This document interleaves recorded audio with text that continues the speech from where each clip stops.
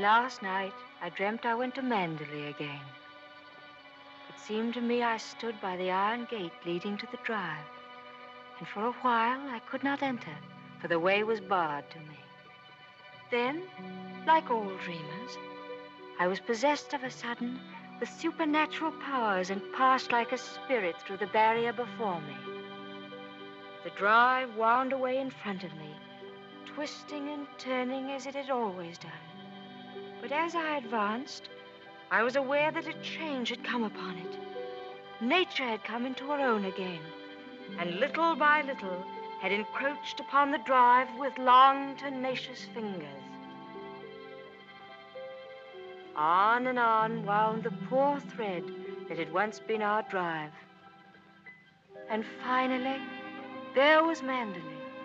Manderley, secretive and silent. Time could not mar the perfect symmetry of those walls.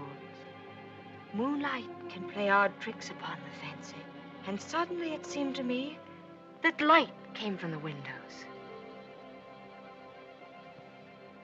And then a cloud came upon the moon and hovered an instant like a dark hand before a face. The illusion went with it.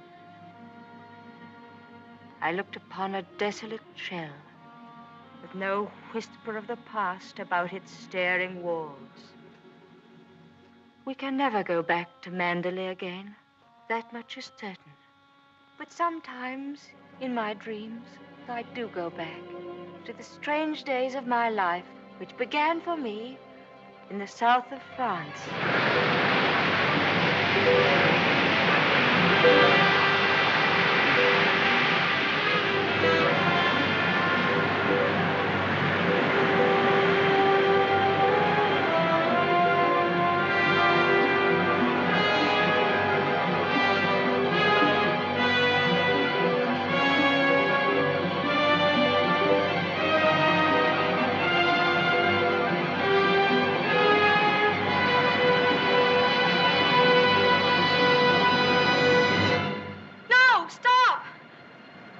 What the devil are you shouting about?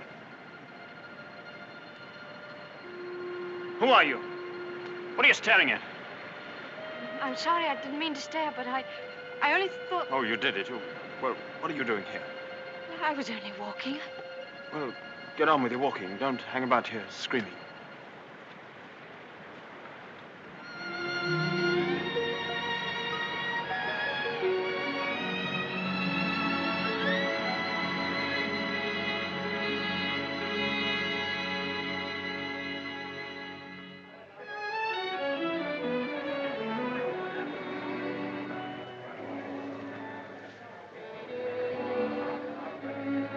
I'll never come to Monte Carlo out of season again. Not a single well-known personality in the hotel. Stone cold. Waiter, garçon, call him. Tell him to get me some... Why, it's Max de Winter. How do you do?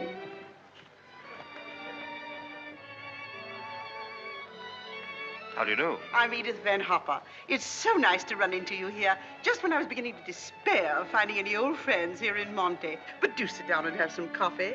Mr. De Winter's having some coffee with me. Go and ask the stupid waiter for another cup. I'm afraid I must contradict you. You shall both have coffee with me. Garçon, let me see. Coffee, please. Cigarette? No, thank you.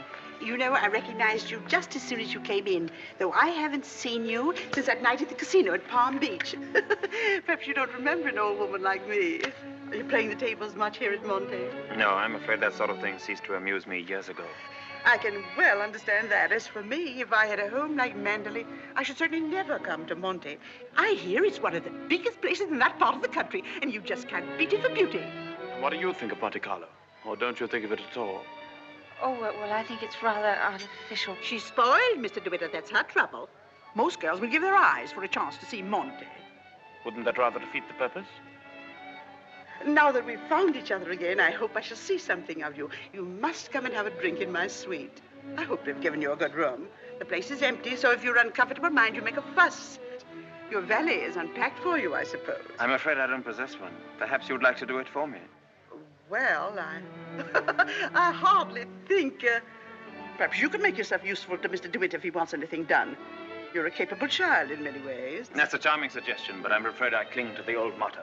He travels fastest who travels alone. Perhaps you've not heard of it. Good night. What do you make of that? Do you suppose that sudden departure was intended to be funny? Come, don't sit there gawking. Let's go upstairs. Have you got the key? Yes, Miss Van Hopper. I remember when I was younger, there was a well-known writer who used to dart down the back way whenever he saw me coming. I suppose he was in love with me and wasn't quite sure of himself. Well, c'est la vie. By the way, my dear, don't think that I mean to be unkind, but you were just a teeny-weeny bit forward with Mr. De Winter. Your effort to enter the conversation quite embarrassed me, and I'm sure it did him. Men loathe that sort of thing. Oh, come, don't sulk. After all, I am responsible for your behavior here. Perhaps he didn't notice it. Poor thing. I suppose he just can't get over his wife's death. They say he simply adored her.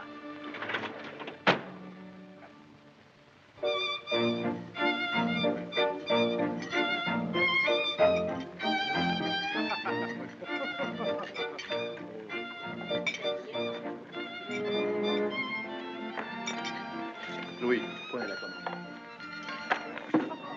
How awkward of me.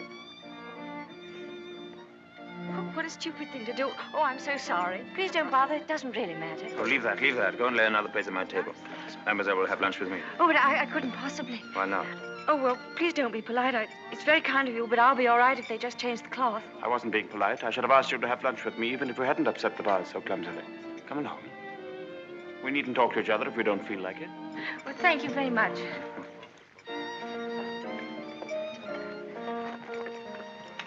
Oh, I'll just have some scrambled eggs. Oui, mademoiselle. What's happened to your friend? Oh, she's ill in bed with a cold. I'm sorry I was so rude to you yesterday. The only excuse I can offer is that I've become boorish through living alone. You weren't really. You simply wanted to be alone and... Tell me, is Mrs. Van Hopper a friend of yours or just a relation? No, she's my employer. I'm what is known as a paid companion. I didn't know companionship could be bought. I looked up the word companion in the dictionary once. It said, a friend of the bosom. I don't envy you the privilege. Well, she's very kind, really, and I have to earn my living. Haven't you any family? No, my mother died years and years ago, and then there was only my father, and he died last summer. And then I took this job. How rotten for you. Yes, it was rather, because, you see, we got on so well together. You and your father? Yes, he was a lovely person, very unusual. What was he? A painter. Ah, was he a good one? Well, I thought so, but people didn't understand him. Yes, that's often the trouble. He painted trees. At least, it was one tree. You mean he painted the same tree over and over again? Yes, you see, he had a theory that if you should find one perfect thing or place or person, you should stick to it. Do you think that's very silly? Not at all. I'm a firm believer in that myself. And what did you find to do with yourself while he was painting his tree? Well, I sat with him and I sketched a little. I don't do it very well, though. Oh, you're going sketching this afternoon? Yes. Where? I haven't made up my mind. I'll drive you somewhere in the car. Oh, no, please, I didn't mean... Oh, nonsense. Finish up that mess and we'll get along. Thank you, it's very kind of you, but I'm not very hungry. Oh, come on, eat it up like a good girl.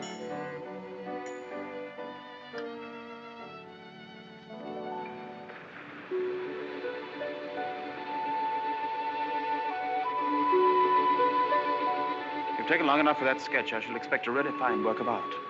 Oh, no, don't look at it. It's not nearly good enough. But it can't be as bad as all that. Now, don't rub it all out. Let me see it first. Well, it's the perspective. I never can get it Let right. me see, let me see. Oh, dear. Tell me, is it the perspective that gives my nose that curious twist in the middle? Well, you're not a very easy subject to sketch. Your expression keeps changing all the time. Does it? Well, I'd concentrate on the view instead if I were you. Much more worthwhile. Rather reminds me of our coastline at home. Do you know Cornwall at all? Yes, I went there once with my father on holiday. I was in a shop once, and I saw a postcard with a beautiful house on it right by the sea. And I asked whose house it was, and the old lady said, that's Mandalay. I felt ashamed for not knowing. And Mandalay is beautiful. To me, it's just the place where I was born. I've lived in all my life. Now, I don't suppose I shall ever see it again.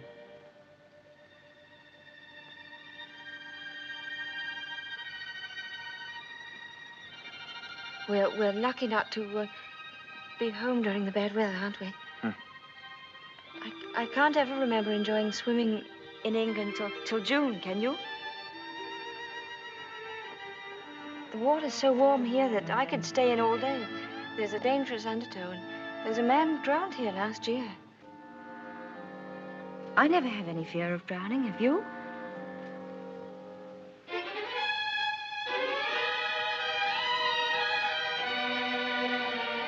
Come, I'll take you home.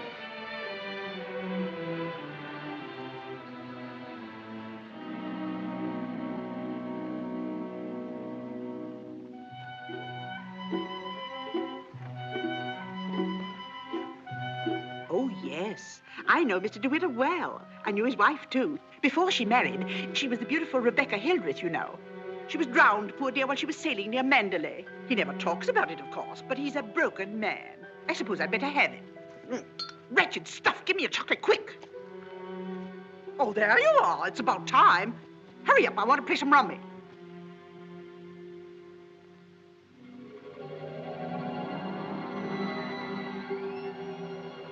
She was the beautiful Rebecca Hildreth, you know. They say he simply adored her. She was the beautiful Rebecca Hildreth, you know. I suppose he just can't get over his wife's death. She was the beautiful Rebecca Hildreth, you know. But he's a broken man. Bonjour. Well, where are you going? Oh, I thought I'd take a tennis lesson. I see. I suppose you've had a look at the pro, and he's desperately handsome, and you've conceived a schoolgirl crush on him. All right, go ahead and make the most of it. Off duty? Oh, yes, Mrs. Van Hopper's cold's turned into flu, so she's got to train nurse. I'm sorry for the nurse. You keen on tennis? No, not particularly. That's good. We'll go for a drive.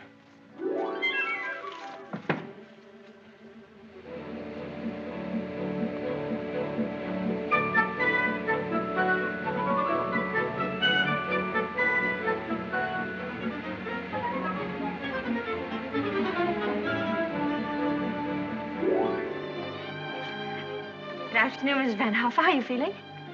You got on rather well with him, didn't you? That pro must have been teaching you other things than tennis. Hurry up, I want you to make some calls. Wonder if Mr. DeWitt is still in the hotel.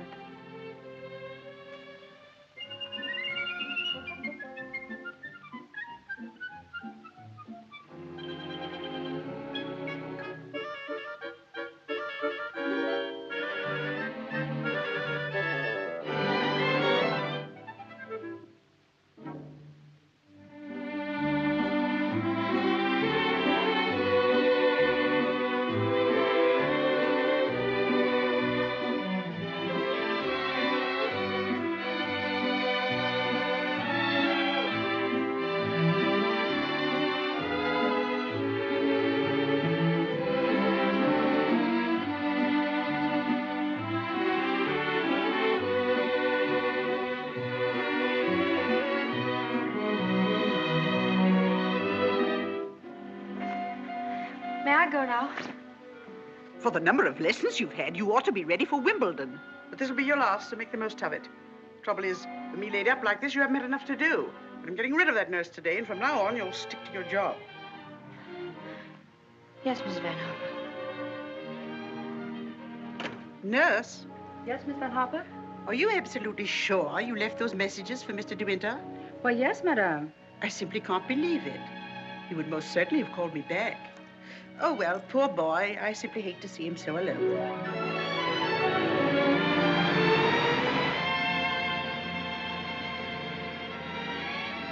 You know, I wish there could be an invention that bottled up the memory like perfume, and it never faded, never got stale. And then whenever I wanted to, I could uncork the bottle and live the memory all over again.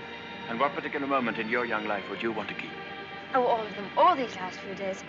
I feel as though I'd collected a whole shelf full of bottles. Sometimes, you know, those little bottles contain demons that have a way of popping out at you just as you're trying most desperately to forget.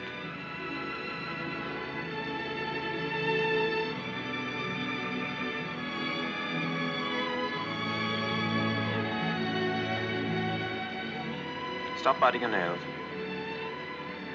Oh, I wish I were a woman of 36, dressed in black satin with a string of pearls. You wouldn't be here with me if you were. Would you please tell me, Mr. De Winter, why you asked me to come out with you? Oh, it's obvious that you want to be kind, but why do you choose me for your charity?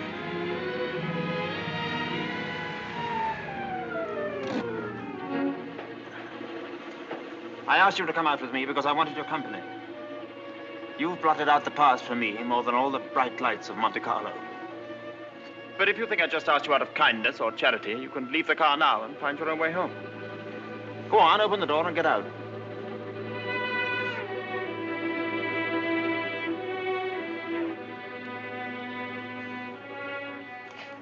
Better blow your nose. Please don't call me Mr. De Winter. I've a very impressive array of first names. George, Fortescue, Maximilian. But you needn't bother with them all at once. My family call me Maxim. And another thing. Please promise me never to wear black satin or pearls. Or to be 36 years old. Yes, Maxim.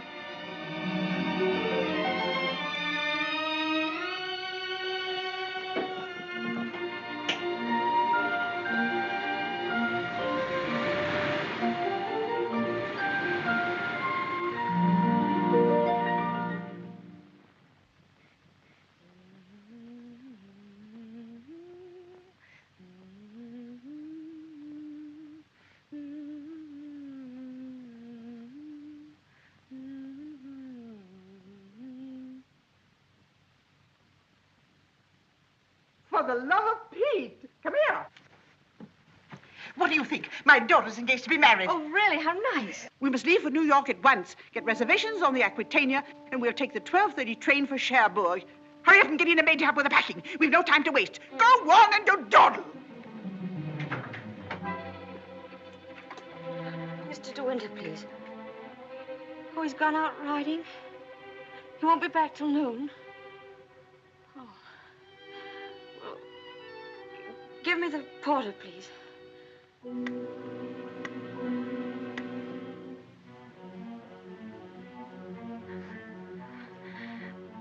I'll go and see if there's anything left in my room.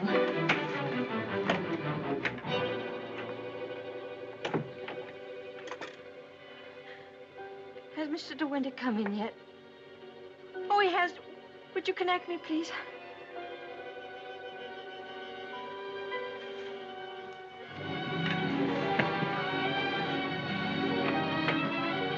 Oh, I was looking for my book. I suppose I've packed it. Well, come on. The car's waiting at the door.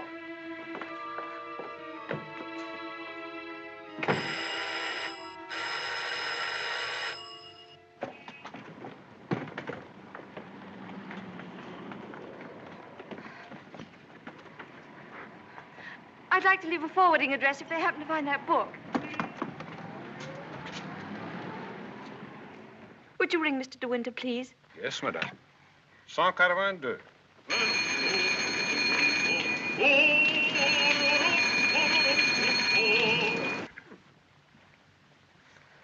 There isn't any answer. Thank you. Tell her to hurry up. Yes, madam. I was looking for Mr. De Winter. Mr. De Winter just ordered breakfast in his room, mademoiselle.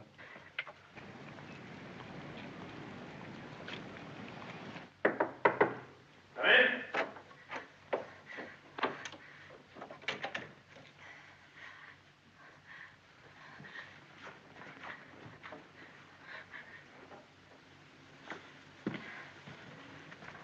Hello. What are you doing here? Anything the matter? I've come to say goodbye. We're going away. What on earth are you talking about? It's true, we're going now, and I was afraid I wouldn't see you again.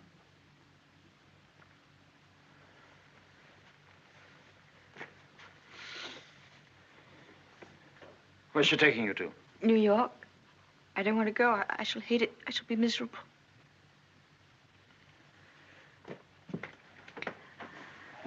I'll dress in here. I shan't be long. Which would you prefer? New York or Mandalay? Oh, please don't joke about it. Mrs. Van Hopper's waiting, and I'd better say goodbye now. I repeat what I said. Either you go to America with Mrs. Van Hopper, or you come home to Mandalay with me. You mean you want a secretary or something? I'm asking you to marry me, you little fool.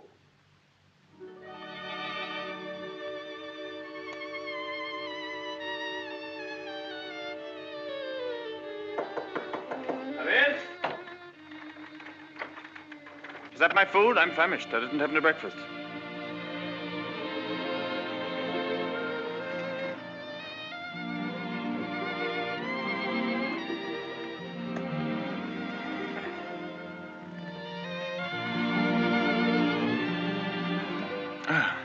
My suggestion didn't seem to go at all well. Sorry. Oh, but you don't understand. It's that well, I'm not the sort of person men marry. What on earth do you mean? I don't belong in your sort of world, for one thing. Well, what is my sort of world? Oh, well, mandolin, you know what I mean. Well, I'm the best judge of whether you belong there or not. Of course, if you don't love me, that's a different thing. Fine blow to my conceit, that's all. Oh, I do love you. I love you most dreadfully. I've been crying all morning because I thought I'd never see you again.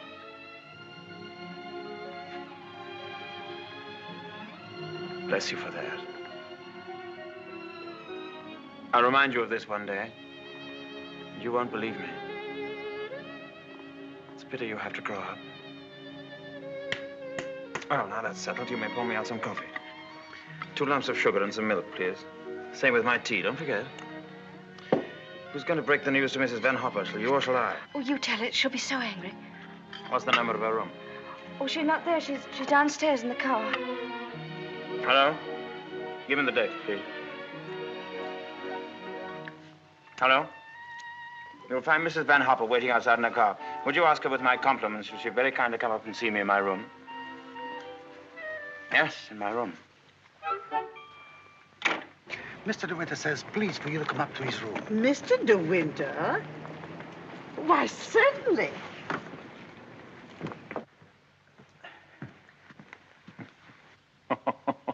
This isn't at all your idea of a proposal, is it? It should be in a conservatory. You in a white frock with a red rose in your hand, and a violin playing in the distance, and I should be making violent love to you behind a palm tree. Poor darling. Never mind. Oh, I don't mind. Don't worry, don't worry. You won't have to say a word. I'm so glad you called me, Mr. De Winter. I was making a hasty departure. It was so rude of me not to let you know. But a cable came this morning announcing that my daughter is engaged to be married. That's rather a coincidence, Mrs. Van Hopper. I asked you up here in order to tell you of my engagement. You don't mean it? Oh, how perfectly wonderful. How romantic. Who is the lucky lady? I apologize for depriving you of your companion in this abrupt way. I do hope it won't inconvenience you too greatly. When did all this happen? Just now, Mrs. Van Hopper. Just a few minutes ago. I simply can't believe it. And I suppose I ought to scold you for not having breathed a word of all of this to me. What am I thinking of? I shall give you both my congratulations and my blessings. I'm very happy for you both. When and where is the wedding to be? Here, as soon as possible. A whirlwind romance. Splendid. I could easily postpone my sailing for a week. This poor child has no mother, so I shall take responsibility for all the arrangements. Trousseau, reception, and everything, and I'll give the bride away. My luggage. Go down and tell the porter to take everything out of the car. Just a minute. We're most grateful, Mrs. Van Hopper, but I think we'd both prefer to have it all as quiet as possible. And I couldn't possibly allow you to change your sailing plans. Oh, but... No. Dear, I'll go down and see that your luggage is brought back. Thank you, Max. So this is what's been happening during my illness. Tennis lessons, my foot. I suppose I have to hand it to you for a fast worker. How did you manage it? Still waters certainly run deep. Tell me, have you been doing anything you shouldn't? I don't know what you mean. Oh, well, never mind. I always did say that Englishmen have strange tastes. But you certainly have your work cut out as mistress of Manderley. To be perfectly frank with you, my dear, I can't see you doing it. You haven't the experience. You haven't the faintest idea of what it means to be a great lady. Of course, you know why he's marrying you, don't you?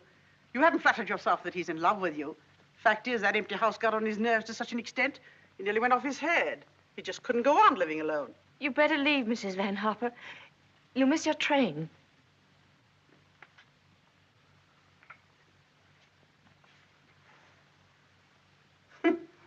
Mrs. De Winter. Goodbye, my dear, and good luck.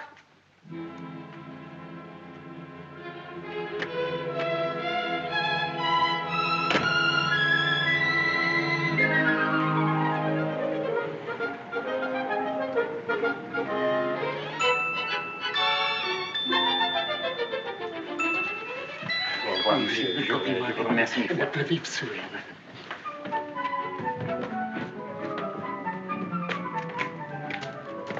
Monsieur, vous avez oublié votre carnet de mariage. Oh, What did he say? He says I've forgotten the proof that we're married. Oh, good heavens.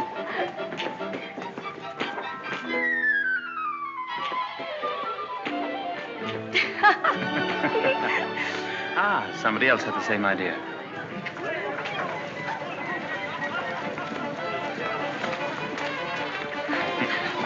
Isn't she sweet? Yes. You'd have liked a bridal veil, wouldn't you? Or at least... Madame, combien ça fait? Tous les deux. Je vous remercie. Yes. Oh, Max, you're lovely. Oh, how perfectly lovely. Oh, perfectly lovely.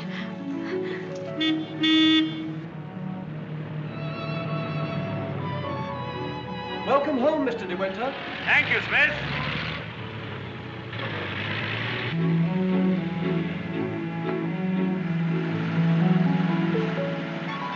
Cold, darling? Yes, just a little bit. There's no need to be frightened, you know. Just be yourself and they'll all adore you.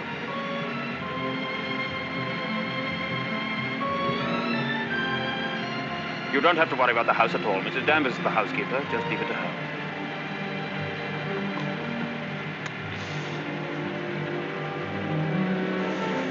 Hello. Starting to rain. Better hurry up.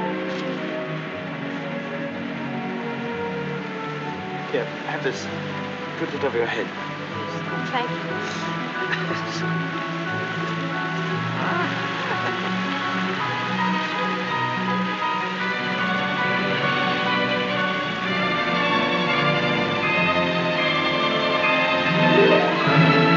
That's it. That's Manderley.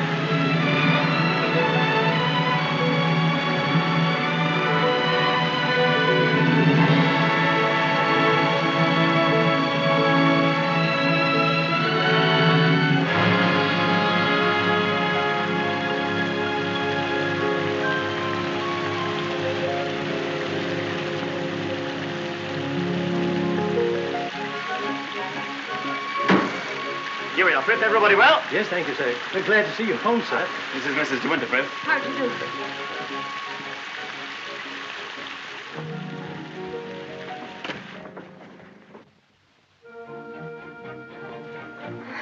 I didn't expect the whole staff to be in attendance. Mr. Danvers' orders, sir.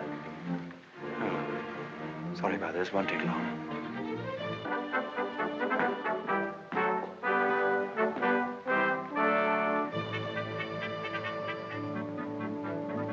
This is Mrs. Danvers. How do you do? How do you do? I have everything in readiness for you. That's very good of you. I didn't expect anything.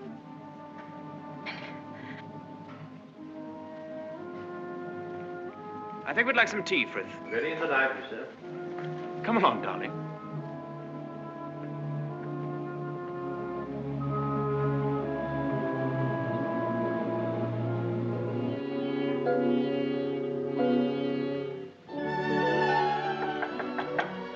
Oh, Maxim, come in. Oh, good evening, Mrs. Danvers. Good evening, madam.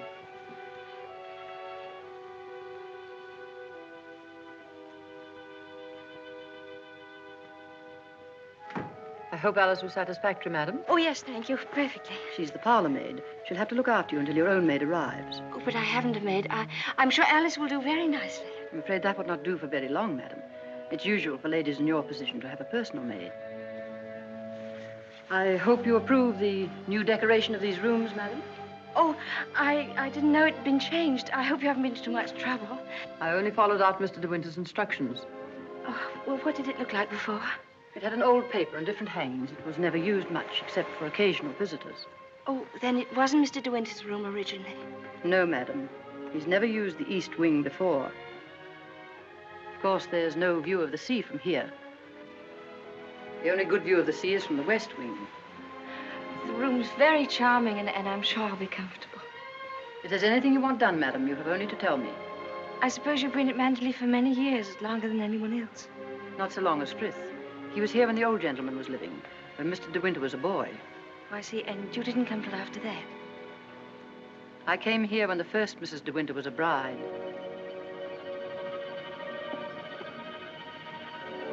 Mrs. Danvers, I do hope we'll be friends. You must be patient with me. This sort of life is new to me, and I do want to make a success of it and make Mr. De Winter happy, so I know I can leave all the household arrangements to you. Very well. I hope I shall do everything to your satisfaction, madam. I've managed the house since Mrs. De Winter's death, and Mr. De Winter has never complained.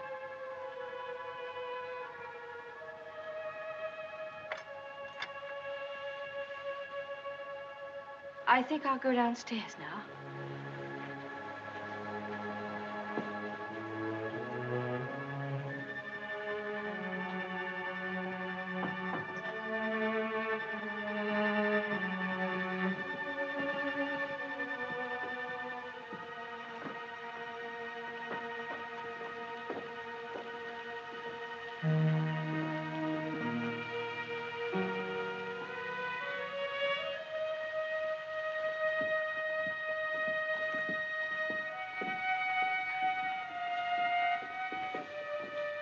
That room in the west wing I was telling you about is there through that door. It's not used now. It's the most beautiful room in the house. The only one that looks down across the lawns to the sea. It was Mrs. De Winter's room.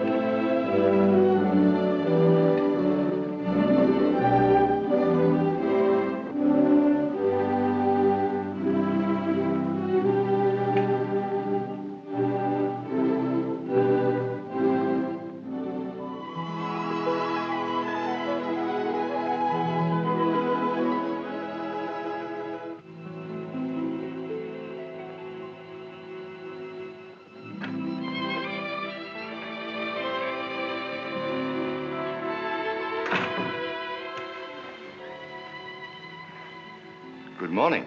Good morning. You're Mrs. De Winter, aren't you? Yes. My name's Crawley. I manage the estate for Maxim. Awfully glad to meet you. There's a fearful lot of stuff piled up while Maxim was away. Yes, I'm sure there must have been. I do wish I could help with some of it. Oh, no. Frank never allows anybody to help him. He's like an old mother hen with his bills and rents and taxes. Come on, Frank, we must go over these estimates. I'll get my papers.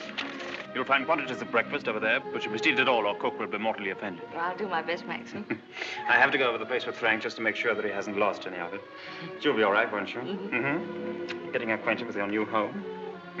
Have a look at the Times. There's a thrilling article on what's the matter with English cricket. Oh, yes. My sister Beatrice and her husband, Giles Lacey, have invited themselves over for lunch. Today? Yes. I suppose the old girl can't wait to look you over. You'll find her very direct. If she doesn't like you, she'll probably tell you so to your face. Don't worry, darling. I'll be back in time to protect you from her. Goodbye, darling. Goodbye, Maxim. Goodbye. Goodbye.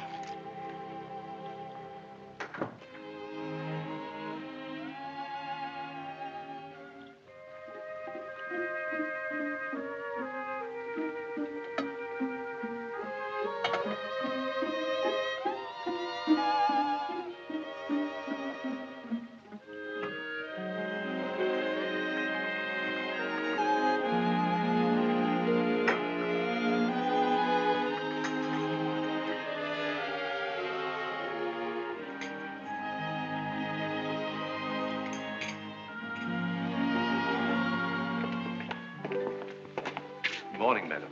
Good morning, Frith.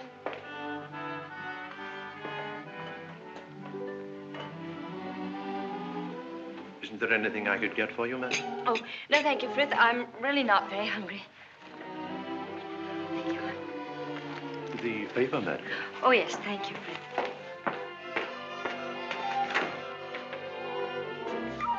Madam. I slipped. Oh, thank you, Frith.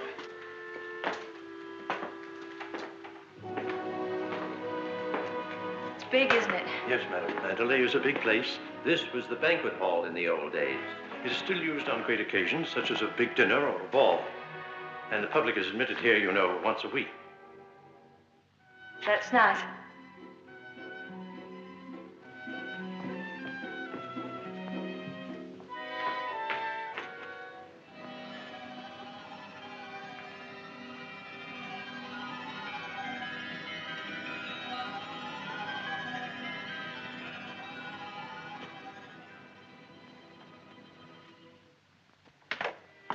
I beg pardon, madam.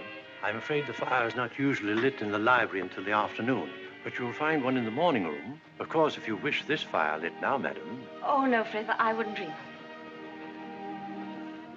Mrs. De Winter, I mean the late Mrs. De Winter always did her correspondence and telephoning in the morning room, after breakfast.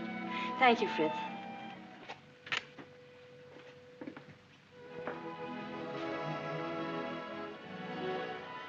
Is anything wrong, madam? Oh, no. Which way is the morning room? Oh, it's that door there, on the left. Oh, yes, thank you.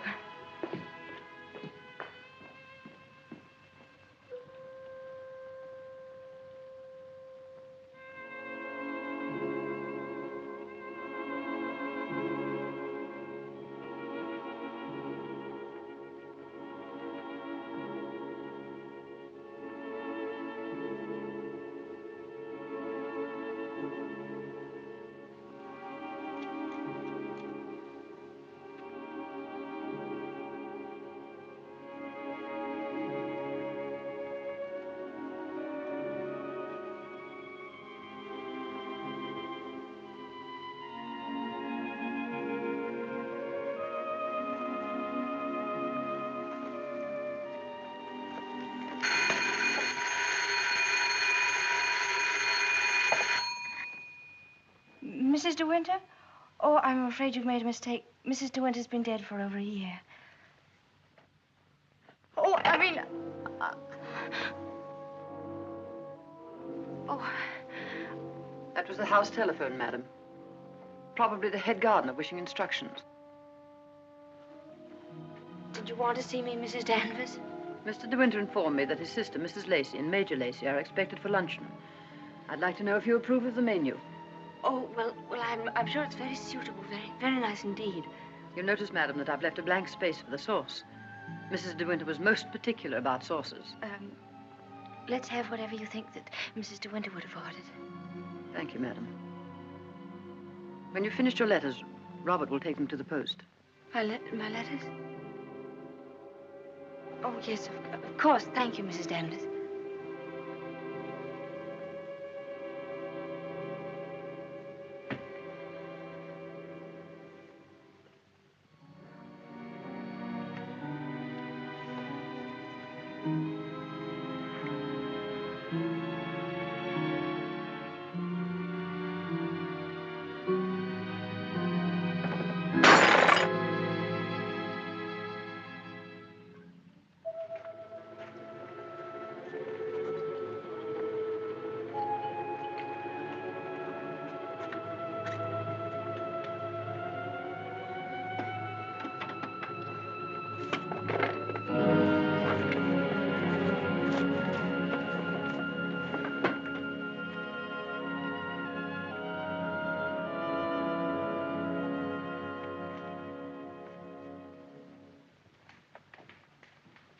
How are you, Frith? Good morning, Mrs. Lacey. Where's Mr. De Winter? I believe he went down to the farm with Mr. Crawley. How tiresome of him not to be here when we arrive, and how typical.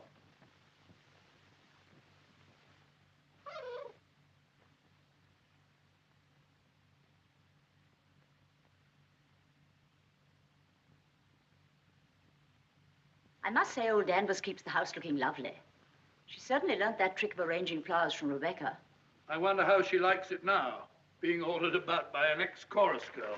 Now, where on earth did you get the idea she's an ex-chorus girl? He picked her up in the south of France, didn't he? What if he did? Well, I mean to say, there you are.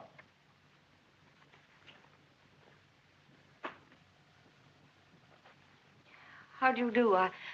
I'm Maxim's wife. How do you do? Well, I must say you're quite different from what I expected. Oh, but Cecilia, she's exactly what I told you she'd be. Well, how do you like Mandela? Very beautiful, isn't it? And how do you get along with Mrs. Danvers? Well, I've never met anyone quite like her before. You mean she scares you? She's not exactly an oil painting, is she? Giles, you're very much in the way here. Go somewhere else. Well, I'll try and find Maxim, shall I? Giles? I didn't mean to say anything against Mrs. Danvers. Oh, there's no need for you to be frightened of her. But I shouldn't have any more to do with her than you can help. Shall we sit down? Oh, yes, please. You see, she's bound to be insanely jealous at first. And she must resent you bitterly. Why should she? Don't you know? I should have thought Maxine would have told you. She simply adored Rebecca.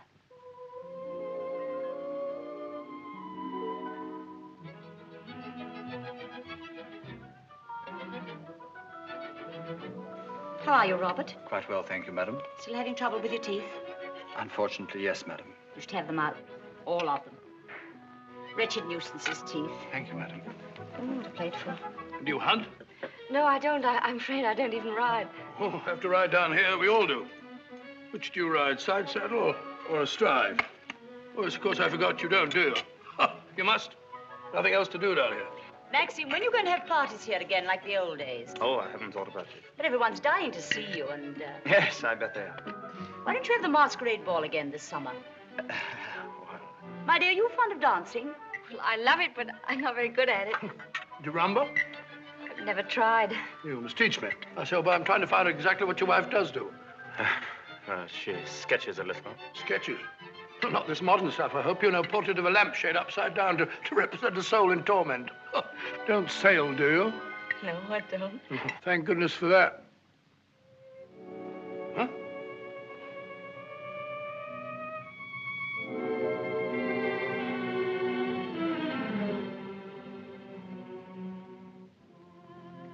You're very much in love with Maxim, aren't you? Yes, I can see you are. Don't mind my saying so, but why don't you do something about your hair? Why don't you have it cut or sweep it back behind your ears? Oh, no, that's worse. What does Maxim say about it? Does he like it like that? Well, he never mentions it. Oh, well, don't go by me. I can see by the way you dress you don't care a hoot how you look. But I wonder Maxim hasn't been at you. He's so particular about clothes. I don't think he ever notices what I wear. Oh, well, he must have changed a lot then. You mustn't worry about old Maxim and his moods. One never knows what goes on in that quiet mind of his. Often he gets into a terrible rage. And when he does... But I don't suppose he'll lose his temper with you. You seem such a placid little thing. Come along, old girl. We've got to go on the first tee at 3 o'clock. All right, I'm coming. Oh, goodbye, Maxim, old boy. Goodbye, Giles. Thanks for coming, old boy. Goodbye, my dear. Forgive me for asking you so many rude questions. We both really hope you'll be very happy. Thank you, Beatrice. Thank you very much. And I must congratulate you upon the way Maxim looks. We were very worried about him this time last year. But then, of course, you know the whole story. Goodbye, Beatrice, darling. Goodbye, old boy. Yes, there is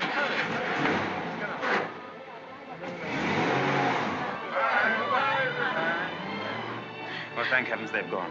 Now we can have a walk about the place. Looks as though we might have a shower, but you won't mind that, will you? No, but wait a minute. I'll go upstairs and get a coat. There's a heap of mackintoshes in the flower room. Robert, run and get a coat from the flower room for Mrs. De Winter, will you? What do you think of Beatrice? Oh, I liked her very much, but she kept saying that I was quite different from what she expected. What the devil did she expect? Oh, someone smarter and more sophisticated, I'm afraid. Oh. Do you like my hair? Your hair? Yes, of course I do. What's the matter with it? Oh, I don't know. I just wondered. How funny you are. Thank you. Do I have to put it on? Yes, certainly. Can't be too careful with children. Come on, Jasper. Come and take some of that fat off.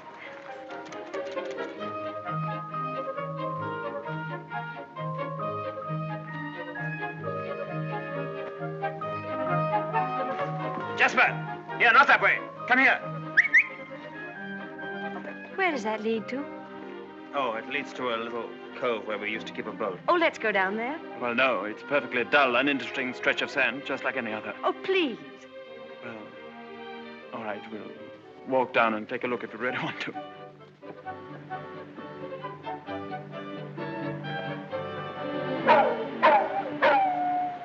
That's Jasper.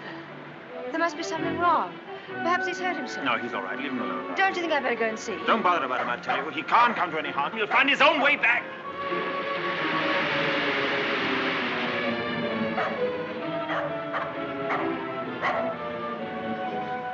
Jasper! Jasper! Oh, there you are.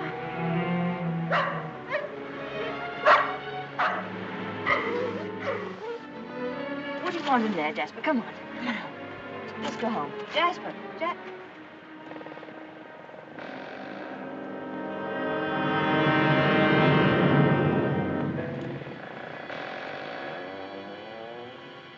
Oh. I didn't know that there was anybody. I know that dog. He comes for the house. He ain't yourn. No, he's Mr. De Winter's dog. Have you anything I could tie him with?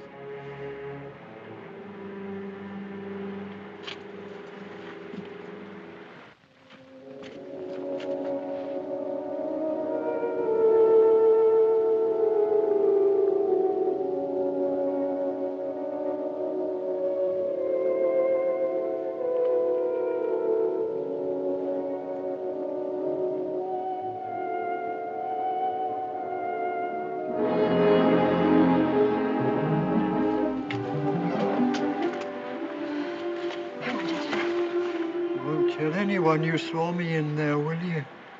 Don't you belong on the estate? I wasn't doing nothing. I was just putting my shells away. She's gone in the sea, ain't she? She'll never come back no more. No, she'll never come back. Come on, Jasper.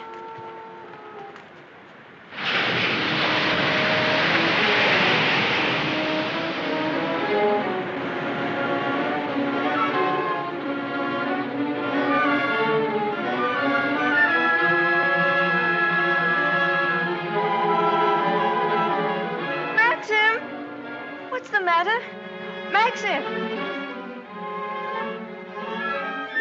I'm sorry I was such a time, but I had to find a rope for Jasper. Hurry up, Jasper, for heaven's sake. Please wait for me. Maxim, what is it? You look so angry. You know I didn't want you to go there, but you deliberately went. Why not? There was only a cottage down there and a strange man who was... You didn't go into the cottage, did you? Yes, the door Well, was don't go there again, you hear? Why not? Because I hate the place, and if you had my memories, you wouldn't go there or talk about it or even think about it. What's the matter? Oh, I'm sorry, please. You should have stayed away. We should never have come back to Mandalay. Oh, what a fool I was. I made you unhappy. Somehow I've hurt you. Oh, I can't bear to see you like this. Because I love you so much. Do you? Do you? Ah, I've made you cry. Forgive me. I sometimes seem to fly off the handle for no reason at all. Don't I? Come. We'll go home and have some tea and forget all about it. Yes, let's forget all about it. Here, let me have Jasper.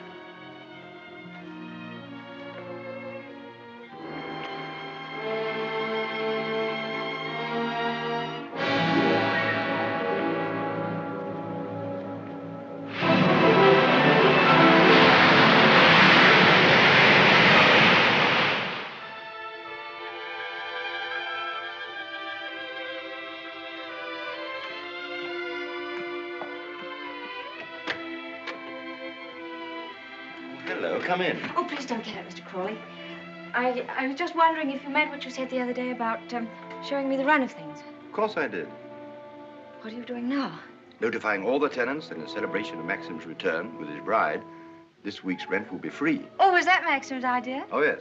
All the servants get an extra week's wages, too. Oh, he didn't tell me. Can't I help you? I could at least lick the stamps. Well, that's terribly nice of you. Won't you sit down? Oh, yes, thank you.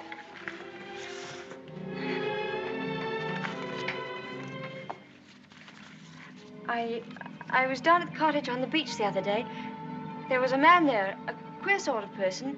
Jasper kept barking at him. Oh, yeah. Must have been Ben. Excuse me. He's quite harmless. We give him odd jobs now and then. That cottage place seemed to be going to rack and ruin. Why isn't something done about it? Well, I think if Maxim wanted anything done about it, he'd tell me. Are those all Rebecca's things down there? Yes. Yes, they are. What did she use the cottage for? The boat used to be moored near there. What boat? What happened to it? Was that the boat she was sailing in when she was drowned? Yes. Capsized and sank. She was washed overboard. Wasn't she afraid to go out like that alone? She wasn't afraid of anything. Where did they find her? Near Edgecombe. About 40 miles up channel, about 2 months afterwards. Maxim went up to identify her. It was horrible for him. Yes, it must have been. Mr. Crawley, please don't think me morbidly curious. It isn't that. It's just that I feel at such a disadvantage. All the time, whenever I meet anyone, Maxim's sister or even the servants, I know they're all thinking the same thing. They're all comparing me with her, with Rebecca. Oh, you mustn't think that. I can't tell you how glad I am that you married Maxim. It's going to make all the difference to his life. And from my point of view, it's very refreshing to find someone like yourself who's not entirely in tune, shall we say, with Mandalay. That's very sweet of you. I dare say I've been stupid, but every day I realize the things that she had and that I lacked. Beauty and wit and intelligence and all the things that are so important in a woman. You have qualities that are just as important. More important, if I may say so. Kindness and sincerity and, if you'll forgive me, modesty mean more to a husband than all the wit and beauty in the world. We none of us want to live in the past. Maxim least of all. It's up to you, you know, to lead us away from it. I promise you I won't bring this up again, but before we end this conversation, would you answer just one more question? If it's something I'm able to answer, I'll do my best. Tell me, what was Rebecca really like?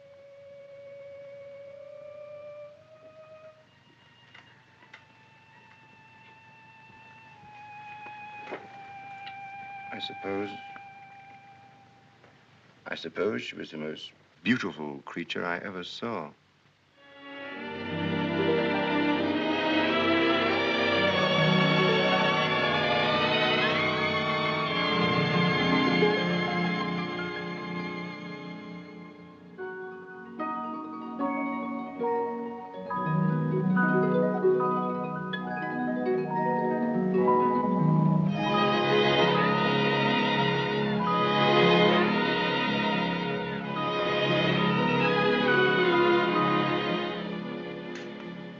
Good evening, Max.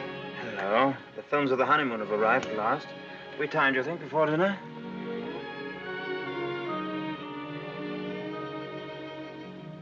What on earth have you done to yourself? Oh, nothing. I just ordered a new dress from London. I hope you don't mind. Oh, no. Well, do you think there's something's right for you? Doesn't seem your type at all. I thought you'd like it. And what have you done to your hair? Oh, I see. Oh, dear, oh, dear, oh, dear. I'm sorry. You look lovely, lovely. It's very nice for a change. Shall we see these pictures? Yes, I'd love to see them.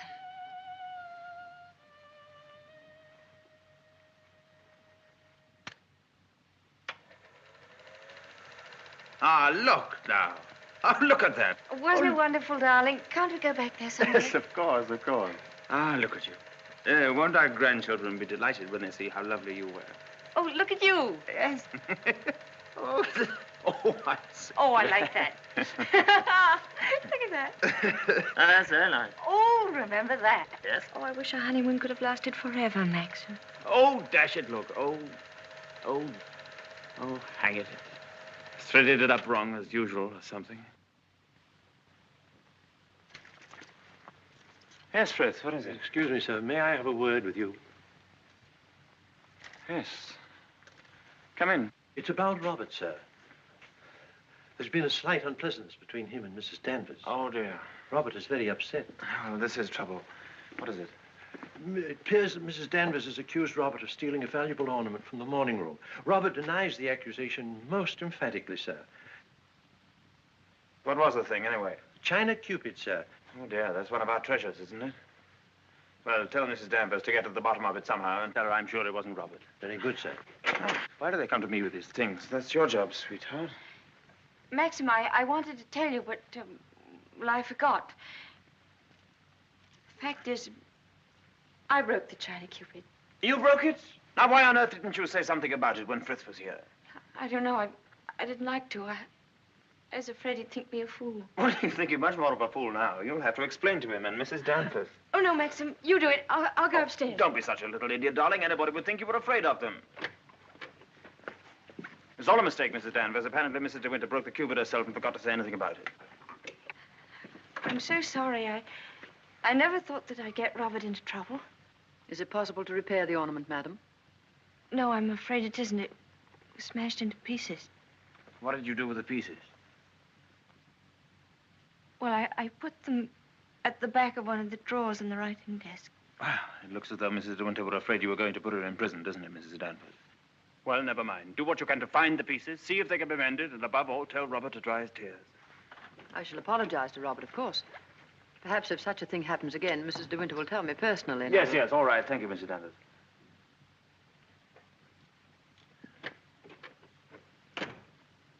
Well, I suppose that clip will hold all right. I don't know.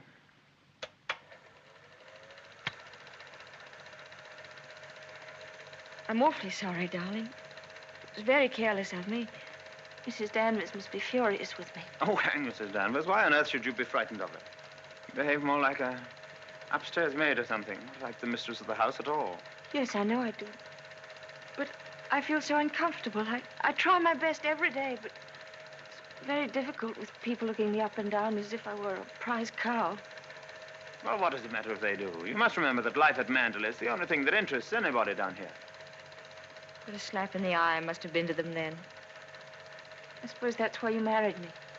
Because you knew I was dull and gauche and inexperienced, and there could never be any gossip about me. Gossip? What do you mean? I don't know. I just said it for something to say. Don't look at me like that.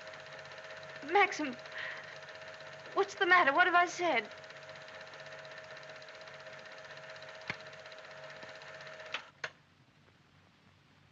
Wasn't a very attractive thing to say, was it? No. It was rude, hateful.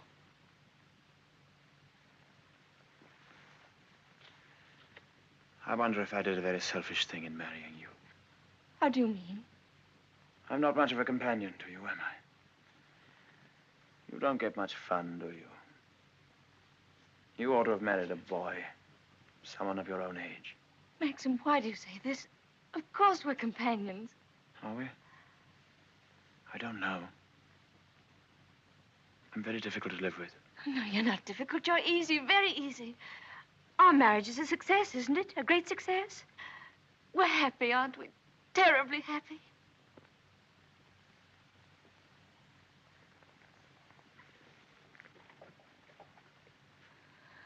If you don't think we are happy, it would be much better if you didn't pretend. I'll go away. Why don't you answer me? How can I answer you when I don't know the answer myself? If you say we're happy, let's leave it at that. Happiness is something I know nothing about.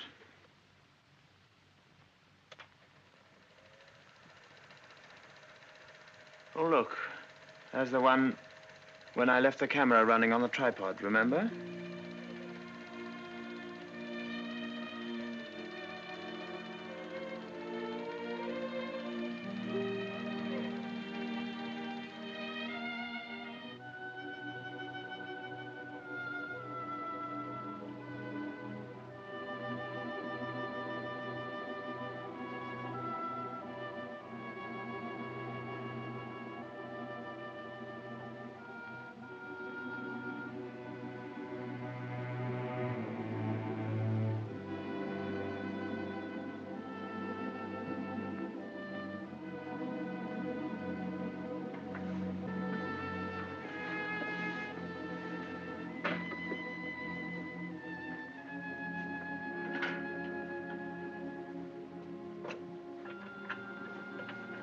Pardon me, madam. Is there anything I can do for you? Yes, I'm all right, Hilda. Thank you very much. I'll bring the sandwiches immediately, madam.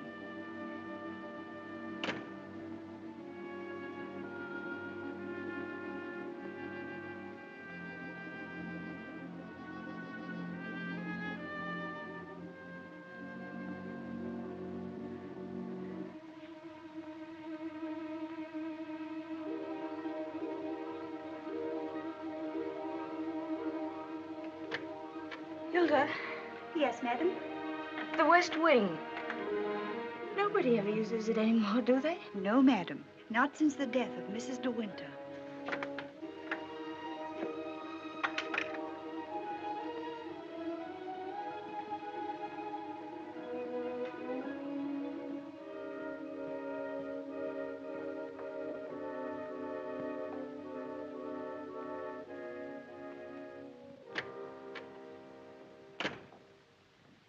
Come along, Mr. Jack, or someone may see you. Well, Danny, old Harvey, it's been good to see you again. It's been simply breathless to pick up all the news.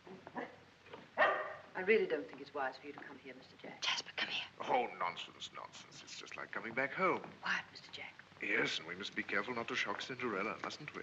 She's in the morning room. If you leave through the garden door, she won't see you. I must say I feel a little like the poor relation sneaking around through back doors. Well, toodaloo, Danny. Goodbye, Mr. Jack.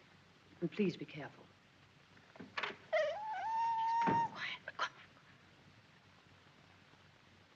Looking for me? Oh, I didn't make you jump, did I? No, of course not. I didn't quite know who it was. Yes. You're pleased to see me, aren't you, old boy? I'm glad there's someone in the family to welcome me back to Manderley. And, how is dear old Max? Very well, thank you. I hear he went up to London, left his little bride all alone. It's too bad. Isn't he rather afraid that somebody might come down and carry you off? Danny, All your precautions were in vain. The mistress of the house was hiding behind the door. Oh, what about presenting me to the bride? This is Mr. Favell, madam. How do you do? How do you do? Well, won't you have some tea or something? Well, now, isn't that a charming invitation? I've been asked to stay to tea, Danny, and I have a good mind to accept. Oh, well, perhaps you're right. Pity, just we're getting on so nicely. We mustn't lead the young bride astray, must we, Jasper? Goodbye. It's been fun meeting you. Oh, and by the way, it would be very decent of you if you didn't mention this little visit to your revered husband. He doesn't exactly approve of me. Very well. That's very sporting of you. I wish I had a young bride of 3 months waiting for me at home. I'm just a lonely old bachelor. Fare thee well. Oh, and I know what was wrong with that introduction. Danny didn't tell you, did she? I'm Rebecca's favorite cousin. Toodaloo.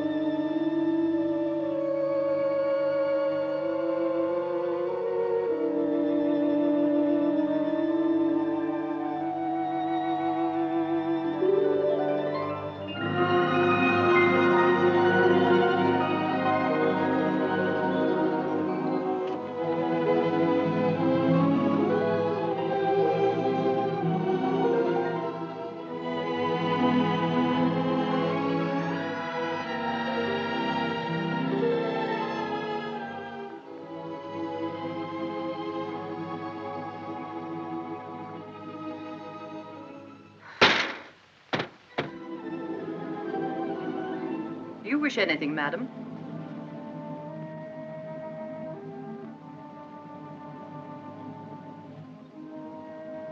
I didn't expect to see you, Mrs. Danvers. I noticed that the window wasn't closed, and I came up to see if I could fasten it. Why did you say that?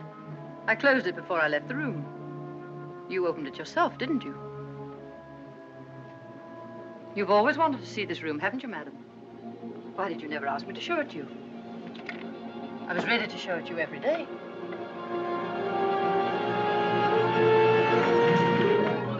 It's a lovely room, isn't it? Loveliest room you've ever seen. Everything is kept just as Mrs. De Winter liked it. Nothing has been altered since that last night. Come, I'll show you her dressing room. This is where I keep all her clothes. You would like to see them, wouldn't you?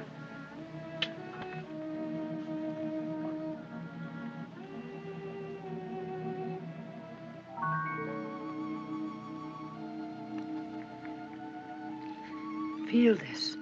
It was a Christmas present from Mr. De Winter. He was always giving her expensive gifts the whole year round. I keep her underwear on this side. They were made specially for her by the nuns in the convent of St. Clair. I always used to wait up for her, no matter how late. Sometimes she and Mr. De Winter didn't come home until dawn. While she was undressing, she'd tell me about the party she'd been to. She knew everyone that mattered. Everyone loved her. When she'd finished her bath, she'd go into the bedroom and go over to the dressing table.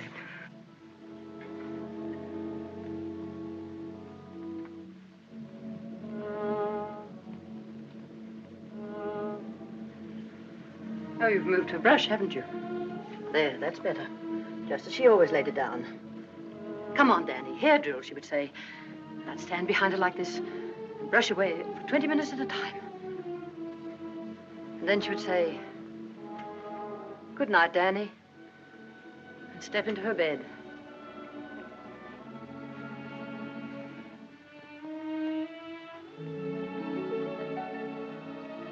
I embroidered this case for her myself, and I keep it here always.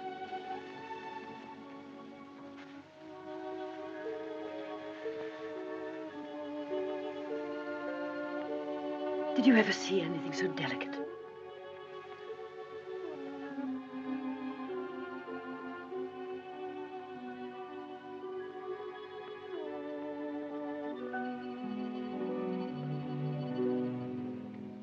Look.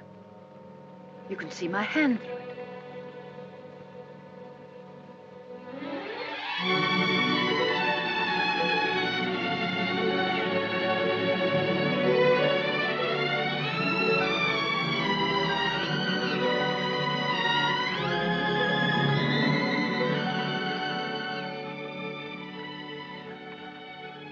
You wouldn't think she'd been gone so long, would you? Sometimes when I walk along the corridor, I fancy I hear her just behind me. That quick, light step. I couldn't mistake it anywhere. It's not only in this room. It's in all the rooms in the house. I can almost hear it now. Do you think the dead come back and watch the living? No, I don't believe it. Sometimes. I wonder if she doesn't come back here to Manderley. Watch you and Mr. De Winter together. You look tired. Why don't you stay here a while and rest? And listen to the sea. So soothing. Listen to it.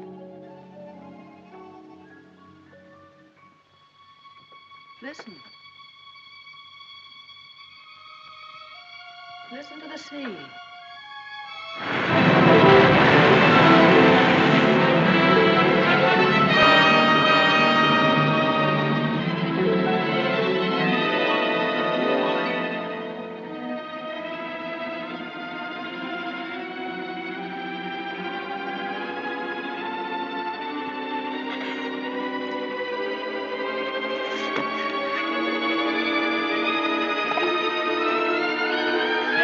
Tell Mrs. Danvers I wish to see her immediately.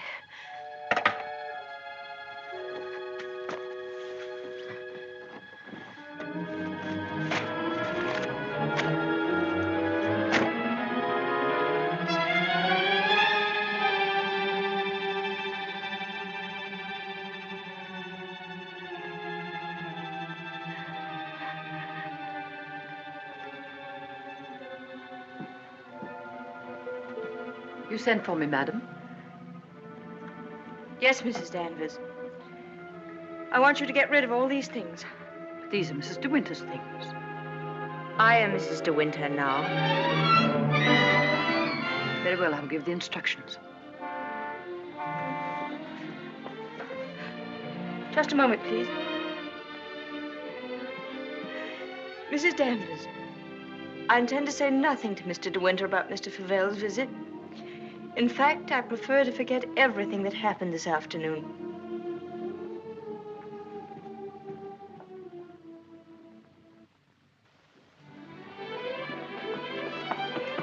Maxim, you've been gone all day. Choking. Oh. Well. What have you been doing with yourself? Oh, I've been thinking. Oh, what did you want to do that for? Oh, come in here and I'll tell you. Darling, could we have a costume ball, just as you used to? Now, what put that into your mind? Has Beatrice been at you? No, but I feel that we ought to do something to make people feel that Mandalay is just the same as it always was. Oh, please, darling, could we? You don't know what it would mean, you know. You would have to be a hostess to hundreds of people. All the county. And a lot of young people will come up from London and turn the house into a nightclub. Oh, yes, but I want to. Oh, please. I've never been to a large party, but I could learn what to do, and I promise you, you wouldn't be ashamed of me.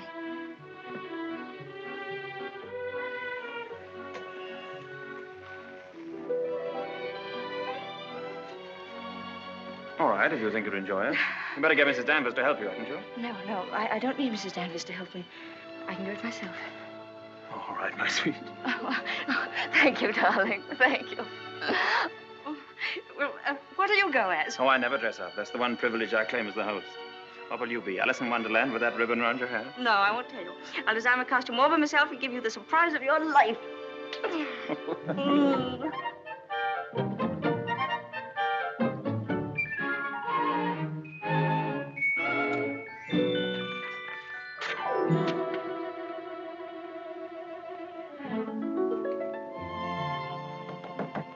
Come in.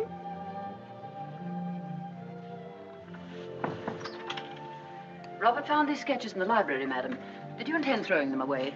Yes, Mrs. Danvers, I did. They were just some ideas I was sketching for my costume for the ball. Hasn't Mr. De Winter suggested anything? No, I want to surprise him. I don't want him to know anything about it. I merely thought that you might find a costume among the family portraits that would suit you. Oh, you mean those at the top of the stairs? I'll go and look at them.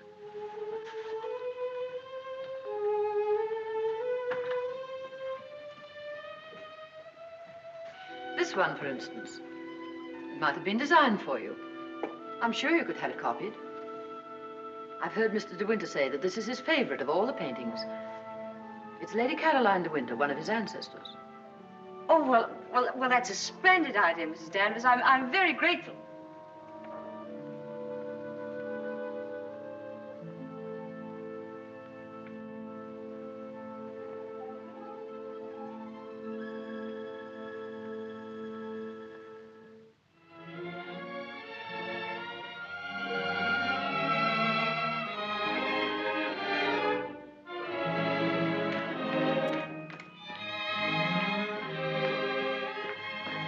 Everything under control, Frith? Yes, thank you. Excuse me, sir. Are you supposed to be a schoolmaster? Oh, no. This is just my old cap and gown. Certainly makes a very nice costume, sir. And economical, too. Yes, that was the idea.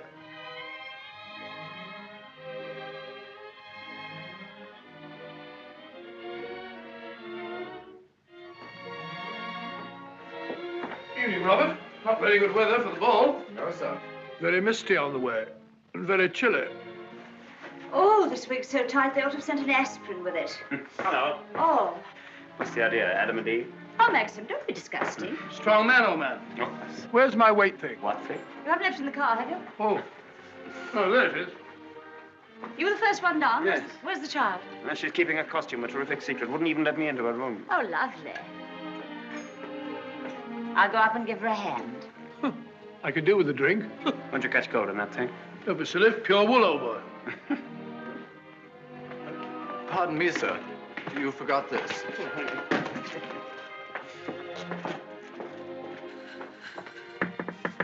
Here I am, dear. It's Bee. I've come to give you a hand. Oh, please don't come in, Beatrice. I don't want anyone to see my costume. Oh. Oh, well, you won't be long, will you? Because the first people will be arriving any moment. Now, you're sure that's where that should be? Yes, madam, it's just right. Oh, isn't it exciting? Indeed it is, madam. I've always heard of the Mandalay Ball, and now I'm really going to see one. Sure, there'll be no one there to touch you, madam. Do you really think so? Now, where's my fan? Now, you're sure I look all right? You look ever so beautiful. Well, here goes.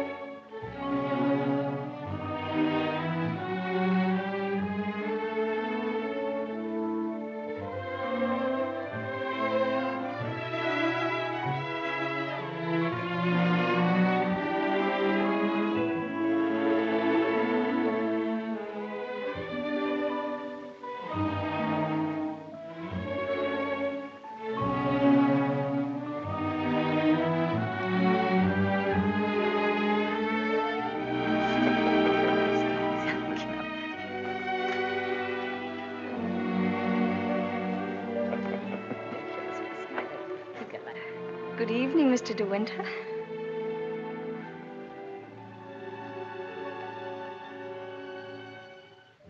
What the devil do you think you're doing?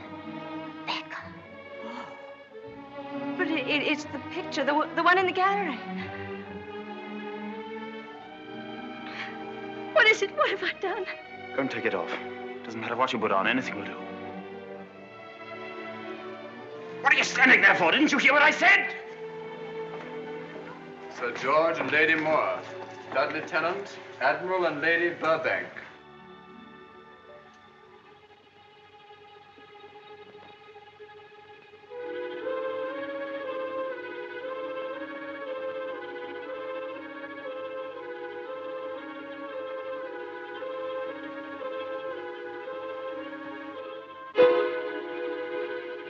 I watched you go down, just as I watched her a year ago.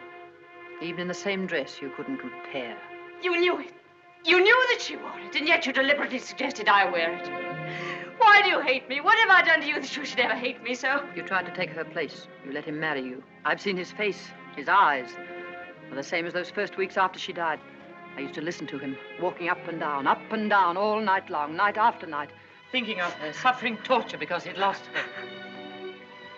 I don't want to know. I don't want to know. You thought you could be Mrs. De Winter, live in her house, walk in her steps, take the things that were hers, but she's too strong for you. You can't fight her. No one ever got the better of her. Never, never. She was beaten in the end, but it wasn't a man, it wasn't a woman. It was the sea. Oh, stop it, stop it, oh, stop it.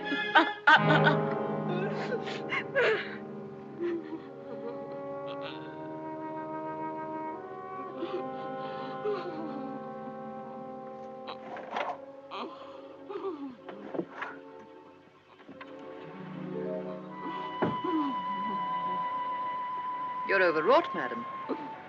I've opened a window for you. A little air will do you good.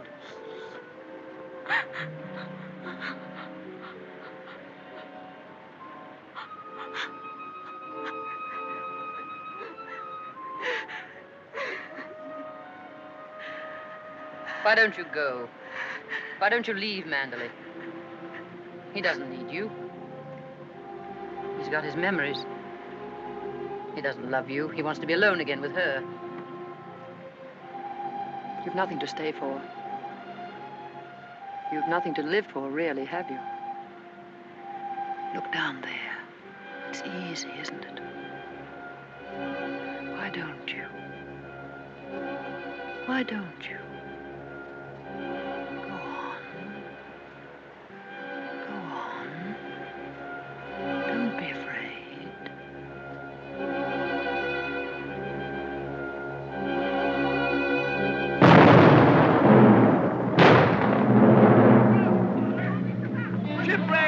Ship on the rocks! Ship aground, sending up rockets! Shipwreck! Come on, everybody! Down to the bay! Notify the Coast Guard! She's aground! Maxim! Maxim! Ship ashore! Come on, everybody! Come on! Maxim! Maxim!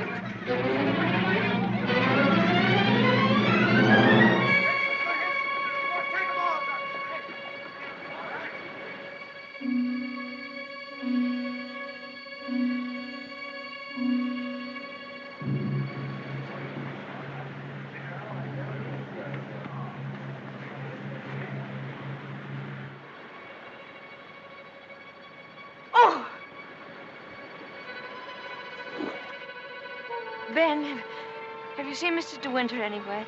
She won't come back, will she? You said so. Who, Ben? What do you mean? Ah, the other one.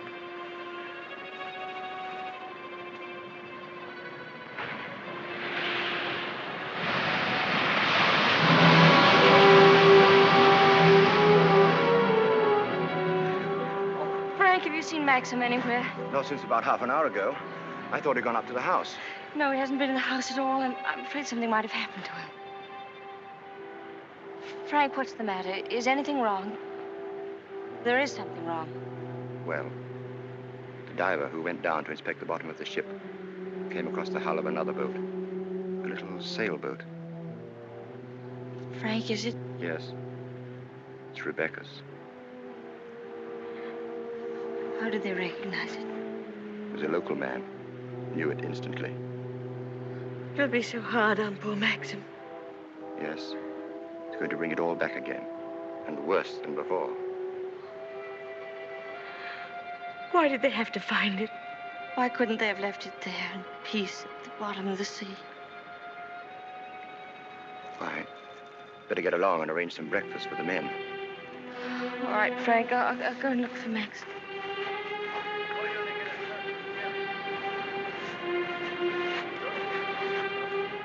Headed for the reef. Runs out quite a way.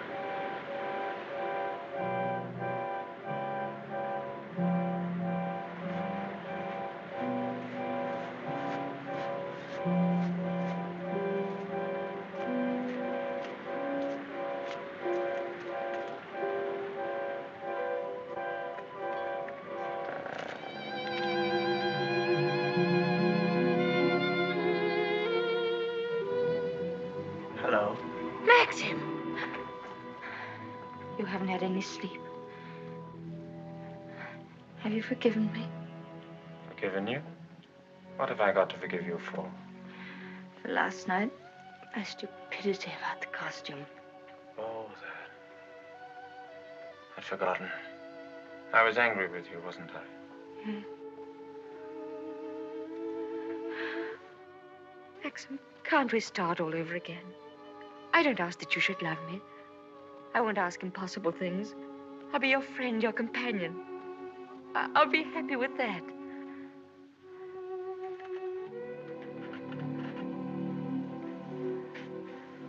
You love me very much, don't you?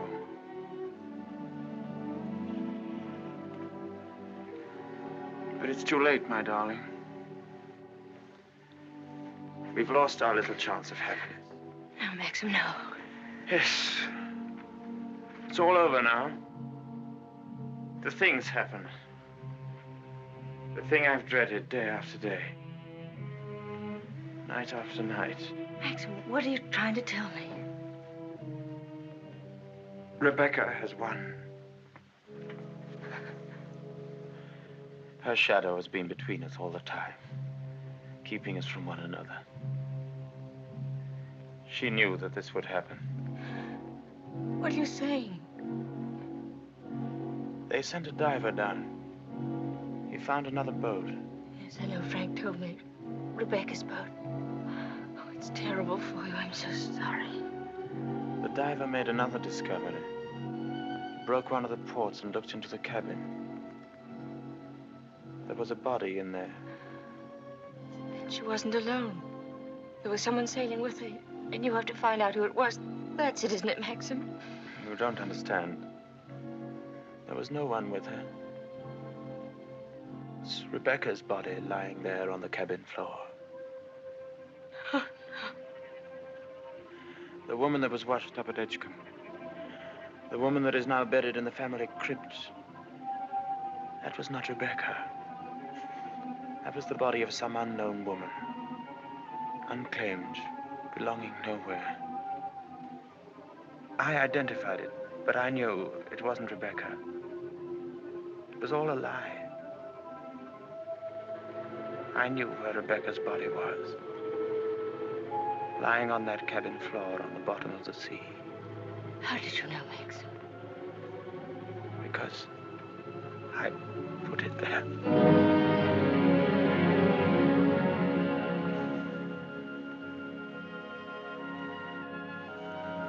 Will you look into my eyes and tell me that you love me now?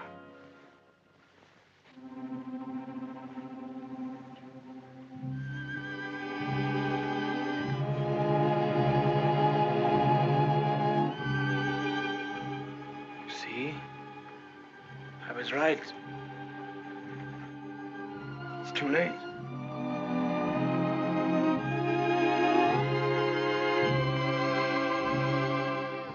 No, it's not too late. You're not to say that. I love you more than anything in the world.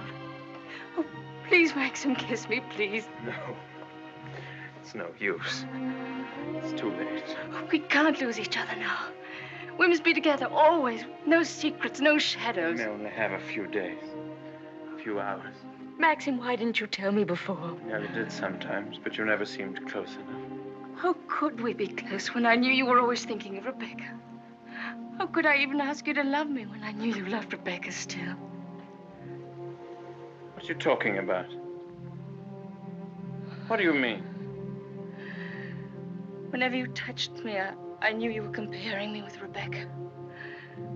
Whenever you looked at me or spoke to me or walked with me in the garden, I knew you were thinking, this I did with Rebecca, and this, and this. Oh, it's true, isn't it? You thought I loved Rebecca? You thought that? I hated her.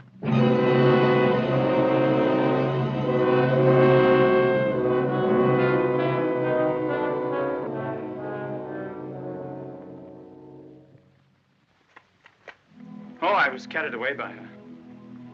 Enchanted by her, as everyone was. And when I was married, I was told I was the luckiest man in the world. She was so lovely, so accomplished, so amusing. She's got the three things that really matter in a wife, everyone said. Breeding, brains, and beauty. And I believed them completely. But I never had a moment's happiness with her. She was incapable of love, or tenderness, or decency. You didn't love her. You didn't love her. Do you remember that cliff where you first saw me in Monte Carlo? Well, I went there with Rebecca on our honeymoon. That was when I found out about her. 4 days after we were married. She stood there laughing, her black hair blowing in the wind, and told me all about herself. Everything. Things I'll never tell a living soul. I wanted to kill her. It would have been so easy. You remember the precipice? I frightened you, didn't I? You thought I was mad. Perhaps I was. Perhaps I am mad. It wouldn't make for sanity, would it? Living with the devil. I'll make a bargain with you, she said. You'd look rather foolish trying to divorce me now after 4 days of marriage. So I'll play the part of a devoted wife, mistress of your precious Mandalay. I'll make it the most famous showplace in England, if you like.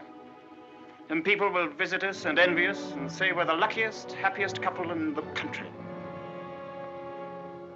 What a grand joke it'll be. What a triumph.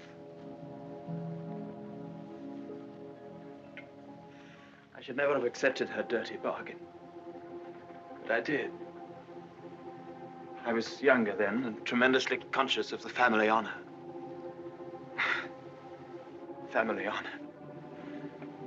She knew that I'd sacrifice everything rather than stand up in a divorce court and give her away, admit that our marriage was a rotten fraud. You despise me, don't you? As I despise myself. You can't understand what my feelings were. Can you? Of course I can, darling. Of course I can. Well, I kept the bargain, and so did she, apparently. Oh, she played the game brilliantly. But after a while, she began to grow careless. She took a flat in London, and she'd stay away for days at a time. Then she started to bring her friends down here. I warned her, but she shrugged her shoulders. What's it got to do with you, she said. She even started on Frank. Poor, faithful Frank. Then there was a cousin of hers, a man named Favell. Yes, I know him. Came the day you went to London. Why didn't you tell me? I didn't like to. I thought it would remind you of Rebecca. Remind me? As if I needed reminding. Favell used to visit her here in this cottage. I found out about it, and I warned her that if he came here again, I'd shoot them both. One night, when I found that she'd come back quietly from London, I thought that Favell was with her. And I knew then that I couldn't stand this life of filth and deceit any longer. I decided to come down here and have it out with both of them. But she was alone. She was expecting Favell, but he hadn't come. She was lying on the divan, A large tray of cigarette stubs beside her. She looked ill, queer. Suddenly she got up, started to walk toward me. When I have a child, she said, neither you nor anyone else could ever prove it wasn't yours. You'd like to have an heir, wouldn't you, Max, for your precious Manderley? And she started to laugh. How funny. How supremely, wonderfully funny. I'll be the perfect mother, just as I've been the perfect wife. No one will ever know. It ought to give you the thrill of your life, Max, to watch my son grow bigger day by day, and to know that when you die, Manderley will be his. She was face to face with me. One hand in her pocket, the other holding a cigarette. She was smiling. Well, Max, what are you going to do about it? Aren't you going to kill me? I suppose I went mad for a moment. I must have struck her. She stood staring at me. She looked almost triumphant. Then she started toward me again, smiling. Suddenly she stumbled and fell.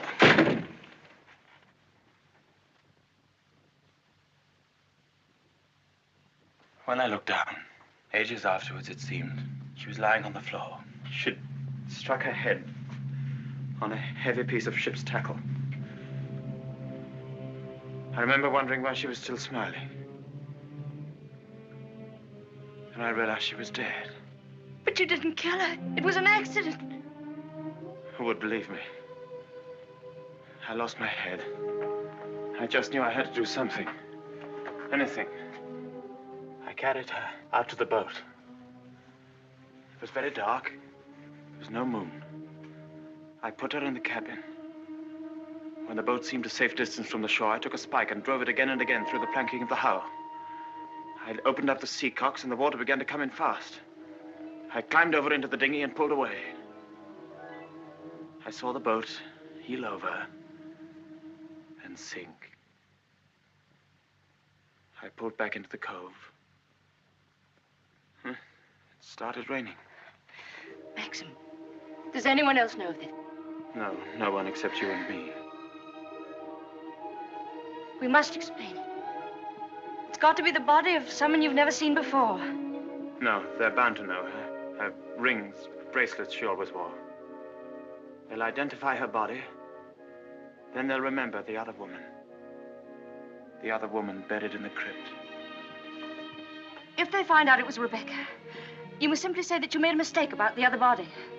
That the day you went to Edgecombe, you were ill. You didn't know what you were doing. Rebecca's dead. That's what we've got to remember. Rebecca's dead. She can't speak. She can't bear witness. She can't harm you anymore. We're the only two people in the world that know, Maxim. You and I. I told you once that I'd done a very selfish thing in marrying you. You can understand now what I meant. I've loved you, my darling. I shall always love you. But I've known all along that Rebecca would win in the end. No, no. She hasn't won. No matter what happens now, she hasn't won.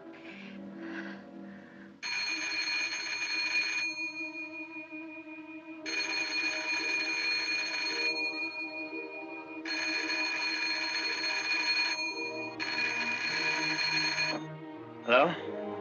Hello? Oh. Hello, Frank. Hello, Frank. Yes.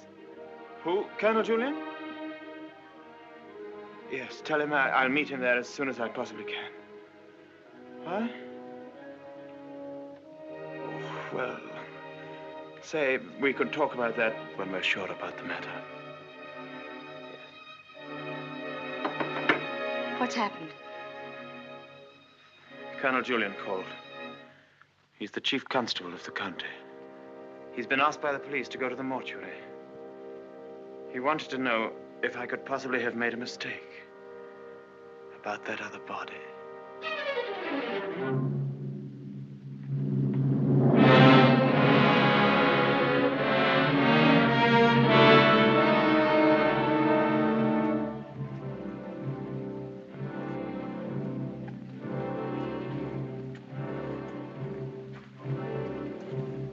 Well, Colonel Julian, apparently I did make a mistake about that other body. The mistake was quite natural under the circumstances. Besides, you went well at the time. That's nonsense. I was perfectly well. Oh, don't let it worry you, Maxim. Nobody can blame you for making a mistake. Pity is you've got to go through the same thing all over again. What do you mean? Well, there'll have to be another inquest, of course. Same formality and red tape. Oh. Wish you could be spared the publicity of it, but I'm afraid that's impossible. Oh, yes, the publicity. I suppose Mrs. De Winter went below for something, and the squall hit the boat with nobody at the helm. I imagine that's about the solution of it, don't you think so, Crawley? Oh, yes. Probably the door jammed and she couldn't get on deck again. Yeah. Tab, boat builder, will undoubtedly come to some such conclusion. Why, what would he know about it? Well, he's examining the boat now. Purely as a matter of routine, you know. I'll be at the inquest tomorrow, Maxim. Quite unofficially, you know. We must get together for a game of golf when it's all over, eh? Bye-bye.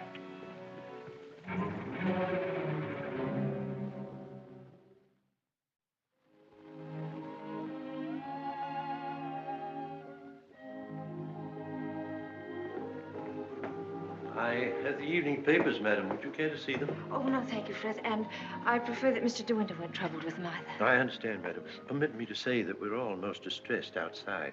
Oh, thank you, Frith. I'm afraid the news has been a great shock to Mrs. Danvers.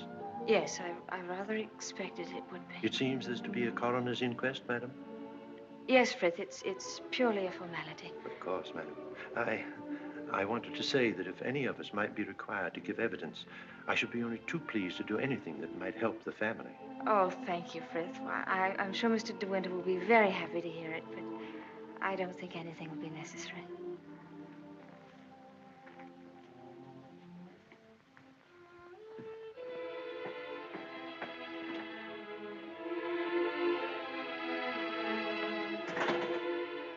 Maxim. Hello, darling. Oh, Maxim, I'm worried about what you'll do at the inquest tomorrow. What do you mean? You won't lose your temper, will you? Promise me that they won't make you angry. All right, darling. I promise. No matter what he asks you won't lose your head. Don't worry, dear. They can't do anything at once, can they? No. Then we've a little time left to be together. Yes.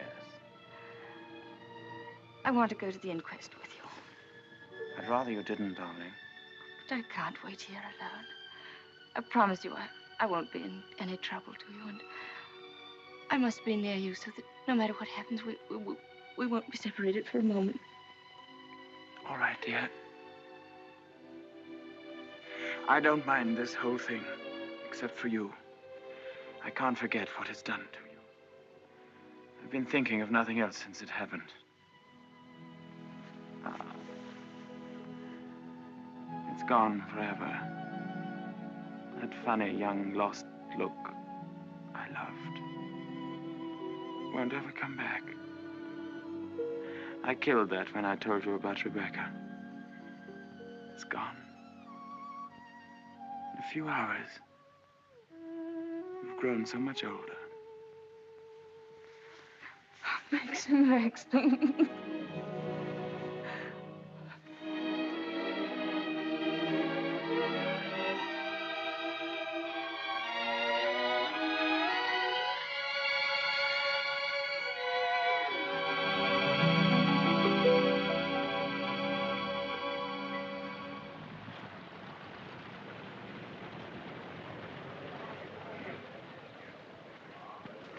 Black Jack Bridie was his name.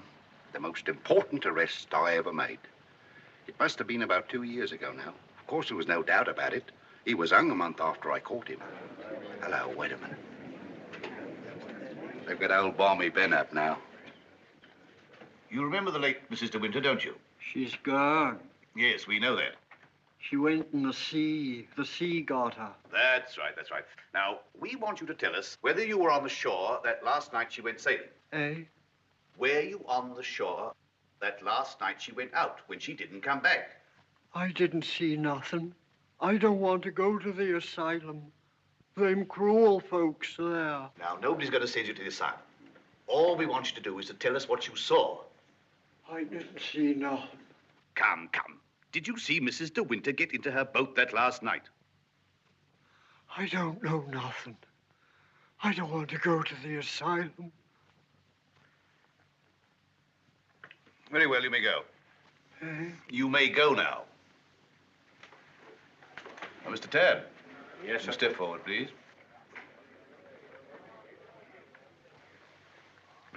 The evidence you give is called to me the truth, whole truth, but the truth. I do. So help me God.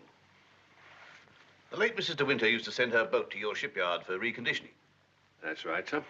Can you remember any occasion when she had any sort of accident with the boat? No, sir. I often said Mrs. De Winter was a born sailor. Now, when Mrs. De Winter went below, as is supposed, and a sudden gust of wind came down, that would be enough to capsize the boat, wouldn't it? Excuse me, sir, but there's a little more to it than that. Well, what do you mean, Mr. Tabb? I mean, sir, the seacocks. What are the seacocks? Oh, well, the seacocks are the valves to drain out the boat. They're always kept tight closed when you're afloat. Yes? Well, yesterday, when I examined that boat, I found they'd been opened. Well, what could be the reason for that? Just this. That's what flooded the boat and sunk her. Are you implying? That boat never capsized at all. I know it's a terrible thing to say, sir, but in my opinion, she was scuttled. And there's them holes. What holes? You know, planking. What are you talking about? Of course, that boat's been underwater for over a year. And tide's been knocking her against the ridge. But it seemed to me, them holes looked as if she'd made them from the inside. Then you believe she must have done it deliberately? Couldn't have been no accident. Not with her knowledge of boats. You knew the former Mrs. De Winter very well, I believe. Oh, yes. Would you believe her capable of suicide? No. Frankly, I would not. You never can tell. You may stand down, Mr. Tabb. Mr. De Winter, please.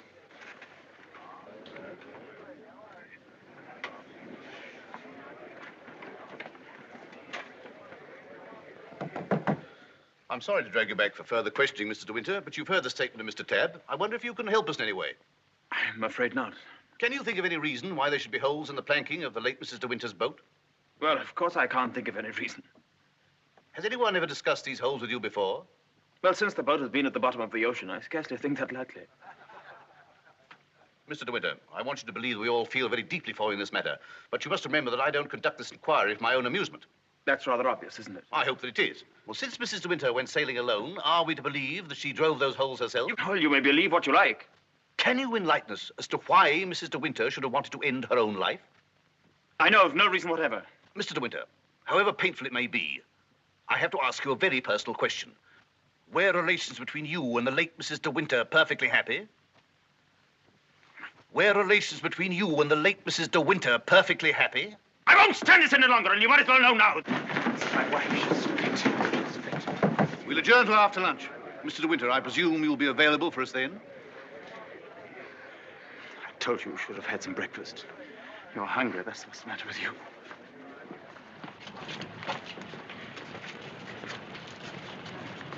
Mr. Frith thought you might like to have some lunch from the house and sent me with it. Oh, that's fine, man. And can you pull around the corner? Very good.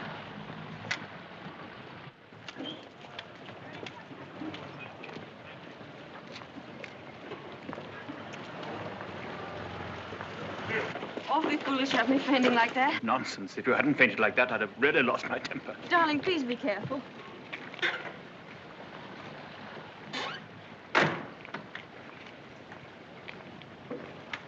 Darling, if you wait here a few moments, I'll see if I can find old Frank. Of course, darling. Don't worry about me. I'll be all right. Sure? Here. Try a spot of this. Do you good. Thank you. Are you all right? Yes, of course. Won't be long. Right you are. Hello. And how does the bride find herself today? I say, marriage with Max is not exactly a bed of roses, is it? I think you better go before Maxim gets back. Oh, jealous, is he? Well, I can't say I blame him. But you don't think I'm the big bad wolf, do you? I'm not, you know. I'm a perfectly ordinary, harmless bloke. And I think you're behaving splendidly over all this. Perfectly splendidly. You know, you've grown up a bit since I last saw you. It's no wonder. What do you want, Furlough? Oh, hello, Max. Things are going pretty well for you, aren't they? Better than you ever expected. I was rather worried about you at first. That's why I came down to the inquest. Well, I'm touched by your solicitude, but if you don't mind, we'd rather like to have our lunch. Lunch? I say, what a jolly idea. Rather like a picnic, isn't it? Oh, I'm so sorry. Do you mind if I put this there? You know, Max, old boy, I really think I ought to talk things over with you. Talk what things over? Well, those holes in the planking, for one thing. Those holes that were drilled from the inside. Oh, Mullen. Yes, sir? Would you, like a good fellow, have my car filled with petrol? It's almost empty. Very good, sir. And Mullen, close the door, will you? Yes, sir. Does this bother you?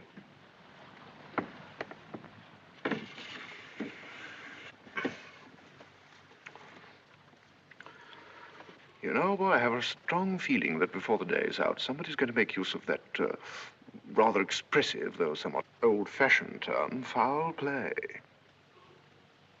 Am I boring you with all this? No? Good. Well, you see, Max, I'm finding myself in a rather awkward position. You've only got to read this note to understand. It's from Rebecca. And what's more, she had the foresight to put a date on it. She wrote it to me the day she died. Incidentally, I was out on a party on that night, so I didn't get it until the next day. And what makes you think that note would interest me? Oh, I'm not going to bother you with the contents now, but I can assure you that it is not the note of a woman who intends to drown herself that same night. By the way, what do you do with old bones? Bury them, eh, what? However, for the time being... You know, Max, I'm getting awfully fed up with my job as a motor car salesman. I don't know if you've ever experienced the feeling of driving an expensive motor car that isn't your own, but it can be very, very exasperating. You know what I mean. You want to own the car yourself. I've often wondered what it'd be like to retire to the country, have a nice little place with a few acres of shooting. I've never figured out what it would cost a year, but I'd like to talk about it with you. I'd like to have your advice on how to live comfortably without hard work. Hello, Favell. Are you looking for me, Maxim? Yes. Mr. Favell and I have a little business transaction on hand. I think we had better conduct it over at the inn. They may have a private room there. Well, see you later. Find Colonel Julian. Tell him I want to see him immediately. Come on, Favell, let's go.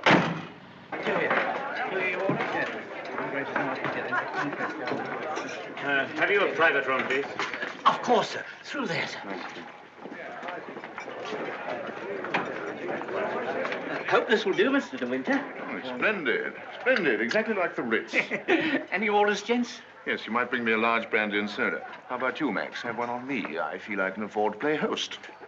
Thanks, I don't mind if I do. Make it two, will you, like a good fellow? Very good, sir. Where's Mr. De Winter? Oh, through the other door, sir. Colonel Julian, this is Mr. Favell. Oh, I know Colonel Julian. We're old friends, aren't we? Well, since you're old friends, I assume you also know he's head of the police here. I think he might be interested to hear your proposition. Go on, tell him all about it. I don't know what you mean. I merely said I hope to give up selling cars and retire into the country. Actually, he offered to withhold a vital piece of evidence from the inquest if I made it worth his while. I only want to see justice done, Colonel. Now, that boat builder's evidence suggested certain possible theories concerning Rebecca's death. One of them, of course, is suicide. Now, I have a little note here which I consider puts that possibility quite out of court. Read it, Colonel. Jack, darling, I've just seen the doctor, and I'm going down to Mandalay right away. I shall be at the cottage all this evening and shall leave the door open for you. I have something terribly important to tell you. Rebecca. Now, does that look like the note of a woman who had made up her mind to kill herself? And apart from that, Colonel, do you mean to tell me that if you wanted to commit suicide, you'd go to all the trouble of putting out to sea in a boat and then take a hammer and chisel and laboriously knock holes through the bottom of it? Come, Colonel, as an officer of the law, don't you feel there are some slight grounds for suspicion? Of murder? What else? You've known Max a long time, so you know he's the old-fashioned type who'd die to defend his honor, or who'd kill for it. It's blackmail. Pure and simple. Blackmail is not so pure, nor so simple. It can bring a lot of trouble to a great many people. And the blackmailer sometimes finds himself in jail at the end of it. Oh, I see. You're going to hold De Winter's hand through all this. Just because he's the big noise around here, and he's actually permitted you to dine with him. Be careful, Favell. You brought an accusation of murder. Have you any witnesses? Oh, I do have a witness. Oh. It's that fellow Ben. That stupid coroner hadn't been as much of a snob as you are. He'd have seen that halfwit was hiding something. And why should Ben do that? Because we caught him once, Rebecca and I, peering at us through the cottage window. Rebecca threatened him with the asylum. That's why he was afraid to speak, but he was always hanging about. He must have seen this whole thing. It's ridiculous even listening to all this. Ah, you're like a little trades union, all of you, aren't you? And if my guess is right, Crawley, there's a bit of malice in your soul toward me, isn't there? Crawley didn't have much success with Rebecca, but he ought to have more luck this time. And the bride will be grateful for your fraternal arm, Crawley, in a week or so. Every time she faints, in fact. De Winter! Maxim, please. That temper of yours will do you in yet, Max. Oh, excuse me, gentlemen. Now, is there anything else? Yes. You might bring Mr. De Winter a sedative. No, nothing at all. Just leave us. Very good. Now, Favell, let's get this business over. As you seem to have worked out the whole thing so carefully, perhaps you can provide us also with a motive. Ah, I knew you were going to bring that up, Colonel. I've read enough detective stories to know that there must always be a motive. And if you'll all excuse me a moment, I'll supply that, too. I wish you'd go home. You ought not to be here through all this. Please let me stay, Maxim. Surely, Colonel Julian, you're not going to allow this fellow to... My opinion of Favell is no higher than yours, Crawley. But in my official capacity, I have no alternative but to pursue his accusation. I entirely agree with you, Colonel. In a matter so serious as this, we must make sure of every point, explore every avenue. And, in fact, if I may coin a phrase, leave no stone unturned. Ah, here she is, the missing link, the witness who will help supply the motive. Colonel Julian, Mrs. Danvers, I believe you know everyone else. Won't you sit down? No offense, Colonel, but I think I'll put this to Danny. She'll understand it more easily. Danny, who was Rebecca's doctor? Mrs. De Winter always had Dr. McLean from the village. Now, you heard. I said Rebecca's doctor in London. I don't know anything about that. Oh, don't give me that, Danny. You knew everything about Rebecca. You knew she was in love with me, didn't you? Surely you haven't forgotten the good times she and I used to have down at the cottage on the beach. She had a right to amuse herself, didn't she? Love was a game to her, only a game. It made her laugh, I tell you. She used to sit in her bed and rock with laughter at the lot of you. Can you think of any reason why Mrs. De Winter should have taken her own life? No, I refuse to believe it. I knew everything about her, and I won't believe it. There, you see, it's impossible. She knows that as well as I do. Now, listen to me, Danny. We know that Rebecca went to a doctor in London on the last day of her life. Who was it? I don't know. Oh, I understand, Danny. You think we're asking you to reveal secrets of Rebecca's life. You're trying to defend her, but that's what I'm doing. I'm trying to clear her name of the suspicion of suicide. Mrs. Danvers, it has been suggested that Mrs. De Winter was deliberately murdered. There you have it in a nutshell, Danny. But there's one more thing you'll want to know. The name of the murderer. It's a lovely name that rolls off the tongue so easily. George Fortescue Maximilian De Winter.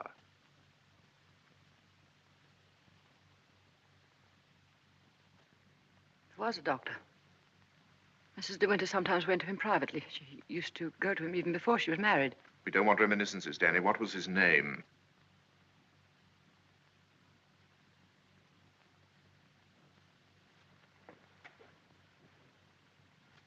Dr. Baker, 165 Goldhawk Road, Shepherd's Bush.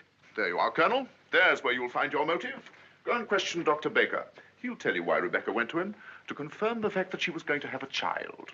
A sweet, curly-headed little child. It isn't true. It isn't true. She would have told me. She told Max about it. Max, who knew he wasn't the father, so like the gentleman of the old school that he is, he killed her. I'm afraid we shall have to question this, Dr. Baker. Here. But for safety's sake, I think I'd like to go along, too. Yes, unfortunately, I suppose you have the right to ask that. I'll see the coroner and have the inquest postponed pending further evidence. I say, aren't you rather afraid that the prisoner, shall we say, might bolt? You have my word for it that he will not do that. Toodaloo, Max. Come along, Danny. Let's leave the unhappy couple to spend their last moments together alone.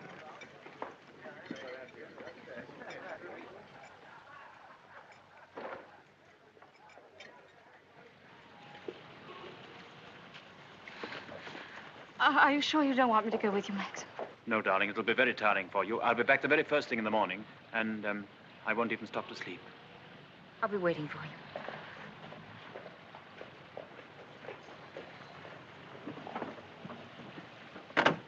Ready, Maxim? Yes. You two go on ahead. I'll follow with Favell.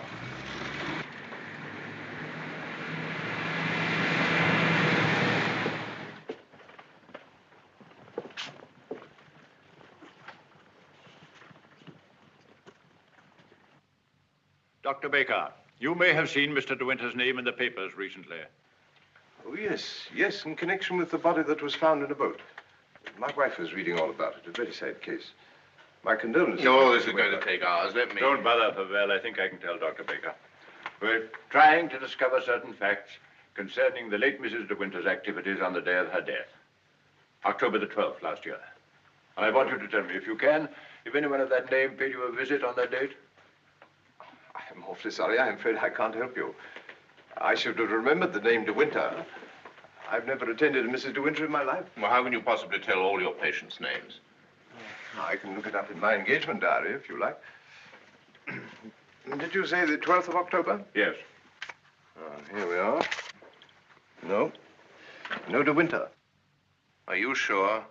Well, here are all the appointments for that day. Ross, Campbell, Stedall, Perino, Danvers, Danny? Yeah. What the devil? Would you read that name again? Did you say Danvers? Yes, I have a Mrs. Danvers for 3 o'clock. What did she look like? Can you remember? Yes, I remember her quite well. She was a very beautiful woman. Tall, dark, exquisitely dressed. Rebecca. The lady must have used an assumed name. Is that so? This is a surprise. I'd known her a long time. What was the matter with her? My dear sir, there are certain ethics. Could you supply a reason, Dr. Baker, for Mrs. De Winter's suicide? For her murder, you mean? She was going to have a kid, wasn't she? Come on, out with it. Tell me, what else would a woman of her class be doing in a dump like this? I take it the official nature of this visit makes it necessary for me to... I assure you, we'd not be troubling you if it were not necessary. You want to know if I can suggest any motive as to why Mrs. De Winter should have taken her life? Yes, I think I can.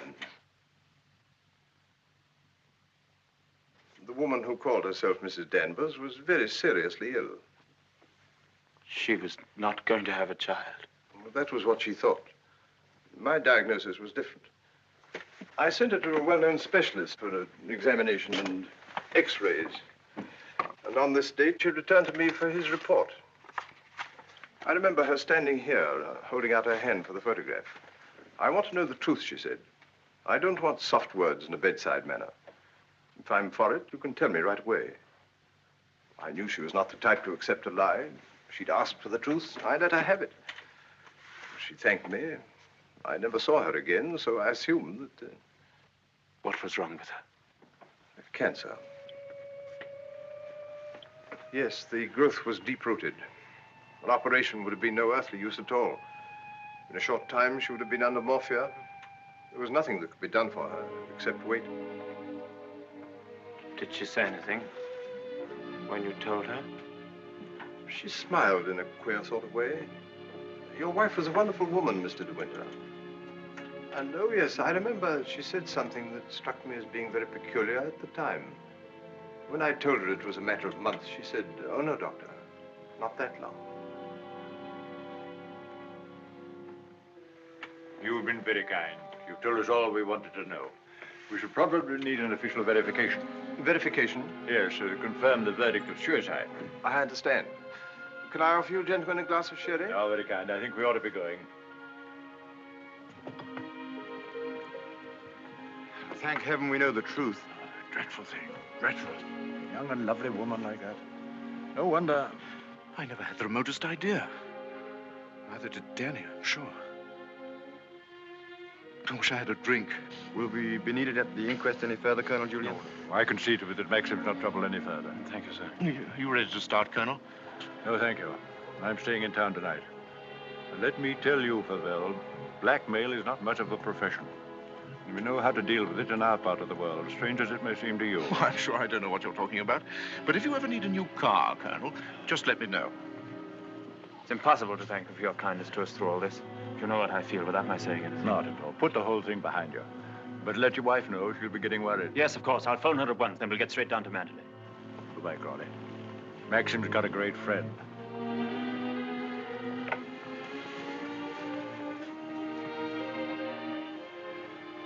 Frank, Yes, Maxim? Something you don't know. Oh, no, there isn't.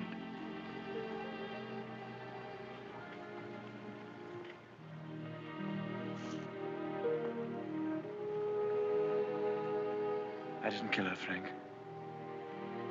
But I know now that when she told me about the child, she wanted me to kill her. She lied on purpose. She foresaw the whole thing. That's why she stood there laughing when she... Don't think about it anymore. Thank you, Frank. How, Danny? I just wanted to tell you the news. Rebecca held out on both of us. She had cancer. Yes, suicide. And now Max and that dear little bride of his will be able to stay on at Manderley and live happily ever after. Bye-bye, Danny. This your car, sir? Yes? Will you be going soon? This isn't a parking place, you know. Oh, isn't it? Well, people are entitled to leave their cars outside if they want to. It's a pity some of you fellows haven't anything better to do. When you phoned, did she say she'd wait up? I asked her to go to bed, but she wouldn't hear of it. I wish I could get some more speed out of this thing. Is something worrying you, Maxim? I can't get over the feeling something's wrong.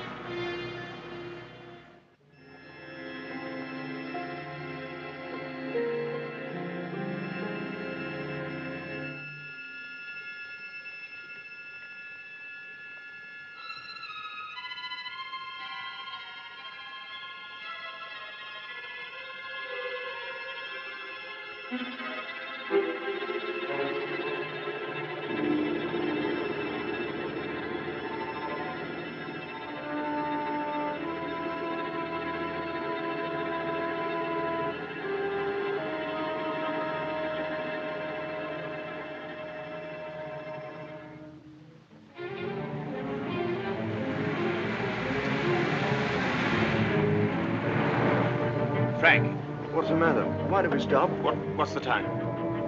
Well, this clock's wrong. It must be 3 or 4. Why? That can't be the dawn breaking over there. It's in the winter that you see the northern lights, isn't it? That's not the northern lights. That's Manderley.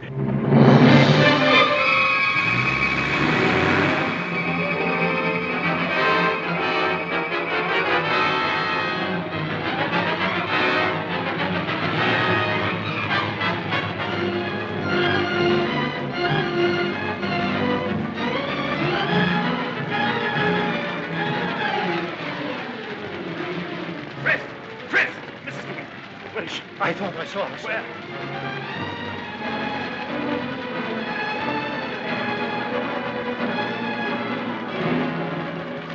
Maxie! Thank heaven you've come back to me. Are you all right, darling? Oh, yes. Are you all right? Mrs. Danvers. She's gone mad. She said she'd rather destroy Manderley than see us happy here. Look! The West Wing!